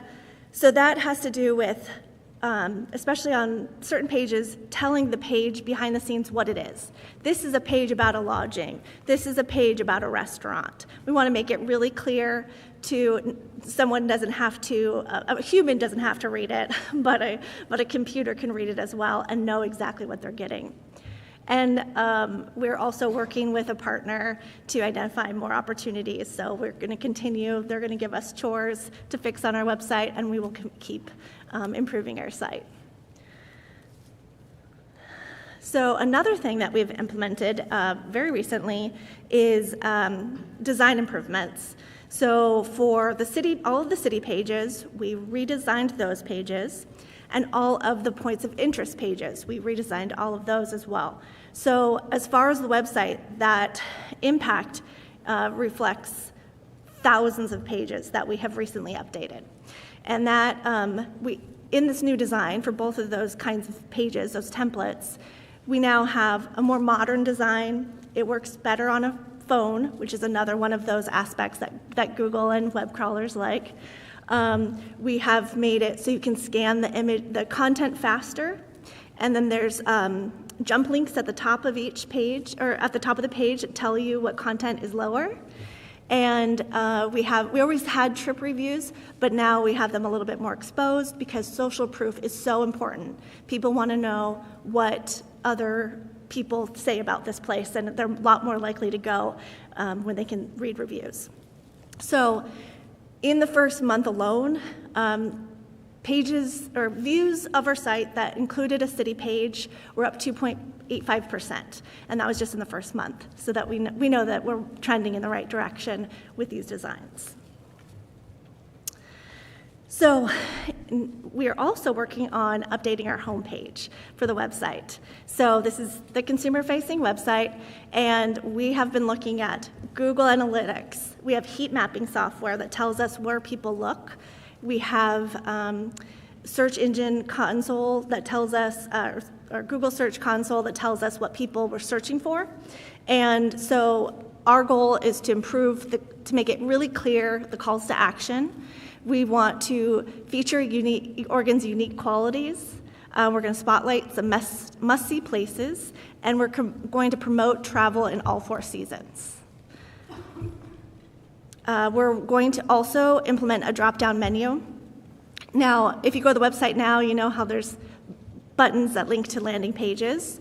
Well, this menu works because it's passive education, telling people what is on our site. So they can look at the menu and all of a sudden see cities and destinations that they might not have already known about. We also, in general, we believe that this will lead to better time on site, more site engagement, and lower bounce rates. This also helps tell, it's like a blueprint of the site, so that helps tell search engines and bot crawlers understand what is on our site and what they can come to us to look for. And improves accessibility, because someone can tab through the site and find content easier than having to search. So the other thing that we launched is in February, we launched an AI-powered chatbot on the site. So you may have seen this. There's a little magenta button that says Travel Oregon AI, and it's a bot that we trained on all our our knowledge base. So it understands all of our stories, as well as our visitor guide and our scenic byways. So it has all that information, and it provides real-time answers to questions. So not only is this helpful to users because they can ask questions, but also we're learning what content. Google Analytics will tell you what pages people went to and what they might have been, but this will tell us what they couldn't find, what they were looking for. And this has been a really well-utilized tool. So we've had more than 2,000 questions on the chatbot. They've asked a lot of questions about general planning, specific destinations like the Oregon coast, camping, hiking, and then questions about where to eat and drink or go for food options. So this has been another great success. Chatbot users are highly engaged. They're spending 2 minutes and 45 seconds longer on the site than the average user, and they're viewing 52% more pages. So, let's see. Okay. So, just wanted to kind of reiterate that the rising tides lift all boats. So the work that we're doing to improve our website for users, a lot of it also really helps with accessibility, it helps with search engine crawlers, and it helps with AI overview bots who are scanning our site. So moving forward, we will continue to stay adaptable to changing technologies because we know this is just one more change. It'll continue to change. We're going to listen to our audience's needs by looking through all the data, and we're going to continue to refer traffic via other platforms to try to get them to our site. That's it. So we're open. I feel like I need to give the commission just a moment. Or I need to make some smart aleck comment about, now that you've successfully completed this presentation, you'll all be receiving your Certificate of Continuing Education from Mo Sheriff-Dean and Travel Oregon University. Really amazing work about the situation we're currently in, how it's evolving. Obviously, we have our marketing and advertising analytics that we're tracking all the time. We're looking at website performance, and we've seen that decline in website traffic. So to understand the why and how we're already on top of that, how you're already addressing that, is important to get out there. I also want to just acknowledge that for the members of the commission that while these presentations are first and foremost our opportunities to come and be accountable to you and share with you the work that we're doing, we also see everything we do as a teaching moment, as a sharing moment for our industry partners, whether they're back in the office or at home streaming this meeting right now, or they happen to be here in this room, or they're able to attend the AI workshop that's going to be coming up on tomorrow afternoon.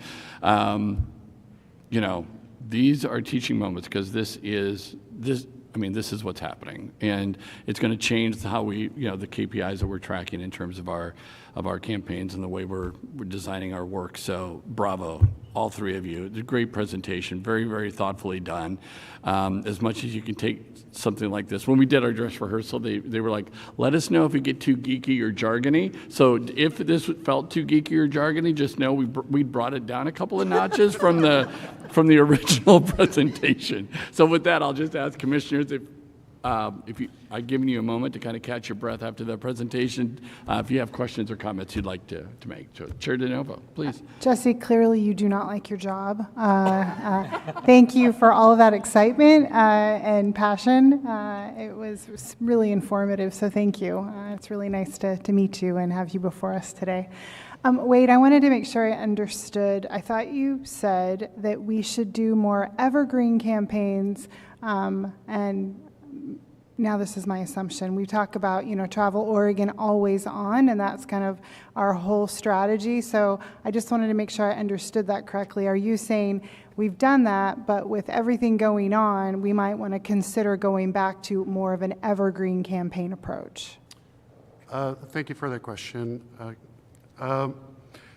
No, the idea is not to do more evergreen, but so this was more of a teaching moment for the audience themselves. We, in fact, have gone to a very robust evergreen always on, which has stemmed the tide, to take Mo's metaphor, to make sure that we did not decline 25% year over year. Okay. And a lot of that had to do with what was presented last September in Madras, with our dedication towards not only having search on all the time, but we also have our native channel on all the time. And then we've done other tests of different platforms within that. Okay. So we've been very aggressive on staying in market as much as possible, knowing that every single moment is our opportunity to get traffic to our website. Okay, great. Thank you. Thank you all. Okay. Vice Chair Willis. Lucinda to point it out. No, that's it. That's all I got. Oh, you want me to Who's point next? to someone? Yeah, Oh, sorry. you. Your chair. Scott, would you like to go next? Sorry. Thank you so much for the presentation. This is fascinating, and back with more naive questions. If Travel Oregon, EEAT, is a trusted source of truth for any number of reasons, and I think about the data collection in past years in terms of how we in the industry would fill out surveys about our business, and I'm thinking of Otis, and I'm thinking of ways that we would get information about these smaller businesses who don't have the same expertise, the same authority that Travel Oregon does. Is there a place for updating the way tourism businesses engage with Travel Oregon in order to provide more and richer content? Because in my mind, it seems like, for those of us who are running a startup business, you're kind of a co-signer to the loan in terms of establishing authority and credibility. And so I want to have a better understand for how this meteoric change affects smaller businesses that can funnel up through traveloregon.com. Yeah, I can start. I think Otis is a good start. We use Otis as a way to kind of build the authority of those who are on the ground. So, for example, like listings will have like a listing credit. So if the listing was provided by Travel Portland or Visit Central Oregon, there's a link back to that source.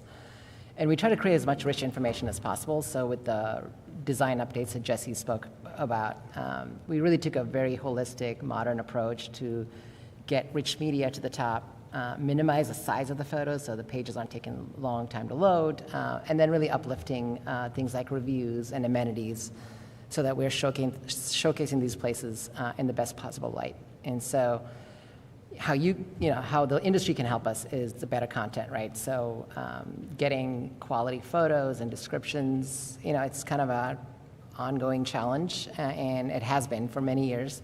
And I think that's one way that we can help kind of raise the level of all the boats from the Otis side.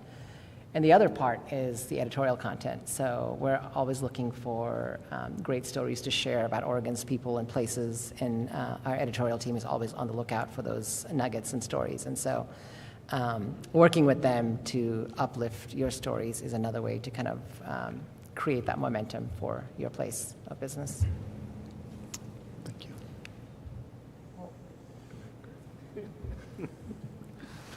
Excuse me. Mo, Wade, Jesse, thank you so much. Ending with "and that's it" is a whole lot, especially small business owner trying to keep up and manage our own site.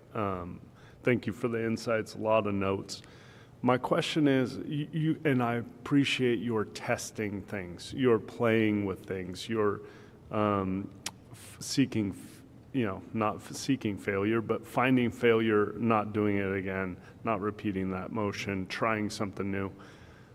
How much of what you know is available to the RDMOs, to DMOs, and is that information live as you understand, hey, this is now broken, you need to do it this way? Is that going out to people, or are they able to access that information if they're inbound? And that's a question, and I'll let you answer before I ask another one. With some of the testing. So we're trying to put a lot of content on the industry website and utilize that as a resource, and then the industry newsletter as well. But I think that's a really good point, is that so there's presentations at these kind of events, but, and I've been doing interviews with different DMOs to see what their needs are. So trying to meet them where they're at and provide what can we do at scale, what can we all do. But yeah, I think, and then being able to learn, like, well, are the keywords that would work really well for your business versus your business. It does kind of need to be smaller conversations. And I think that's one thing, is that I just want to be a resource. And I think all of us are, when we're here trying to meet people and tell them that we're there available for their one-on-one questions.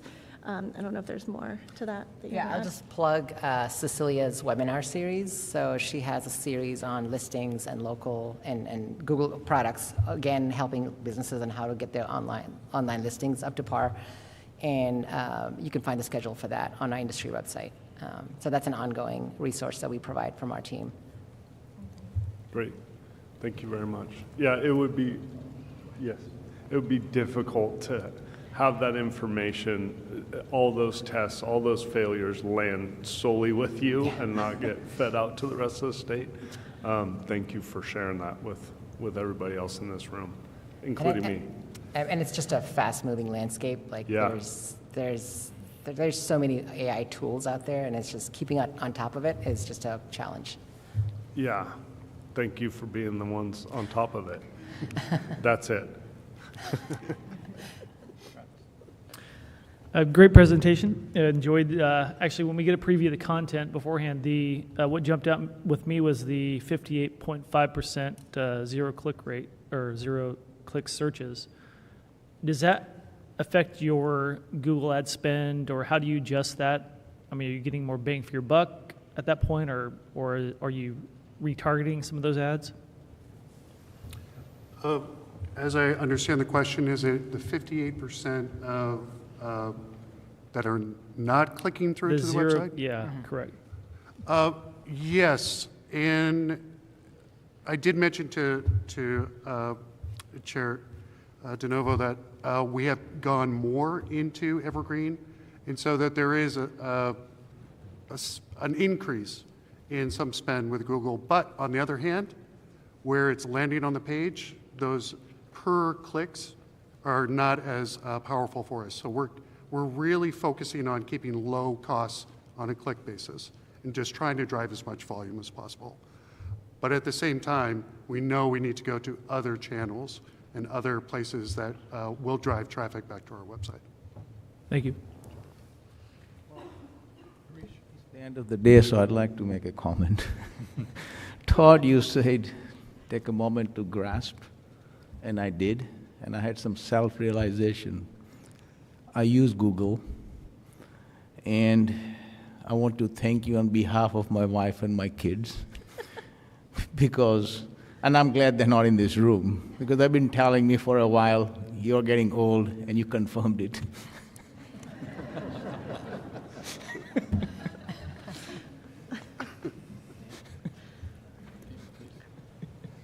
Mo, Jesse, and Wade, thank you for the presentation. I'm still processing after the description of EAT. And it's going to take me some time, and I really appreciate your work and keeping Travel Oregon as the go-to source for those planning their trips. I'm just curious if we'll have a name for our chat box AI. We considered that, we talked about it, we talked with our brand manager, and we're doing it as a pilot project at first, and we decided that we already have a good amount with the last campaign, that we had a good amount of mascots, so we didn't want to confuse our users, and we just wanted them to understand, just ask us a question. Right, so right. we didn't brand it yet, but we still may. Good. Again, thank you for the presentation and bringing us along in this process. I know we'll have lots of questions in the future. Thank you. Any other comments or questions at this time? All right. Can I just say, sorry, it's just my own opinion, but I spend a lot of time talking to my team that we're all going to sound alike in 10 years because of ChatGPT, and I love the fact that somehow I feel like with this we're beating AI, so I commend you for the work that you're doing. It's here. I know it's going to stay, but to make sure that we remain trustworthy, right? To make sure that we remain uniquely Oregon is so incredibly important. So thank you for all of your efforts. All right. Mo, Wade, Jesse, thank you very much. Appreciate it.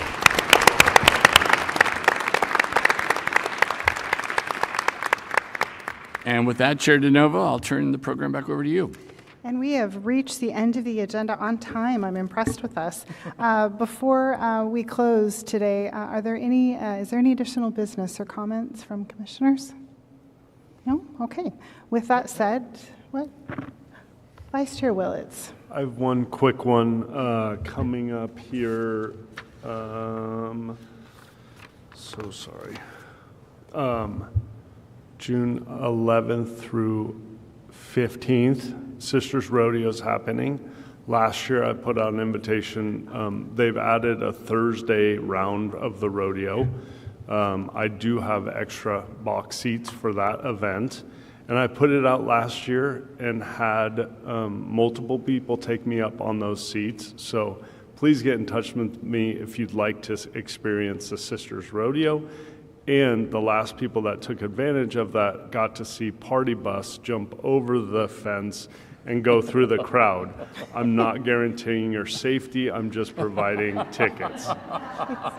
So come visit us in Sisters. Thank you. Thank you, Vice Chair Willits. Our next meeting will be held virtually on May 7th to receive public comment on the draft 2025-27 strategic plan and budget. Our next in-person briefing and meeting will be June 9th and 10th in Enterprise in Wallowa County. More information will be posted to the website soon.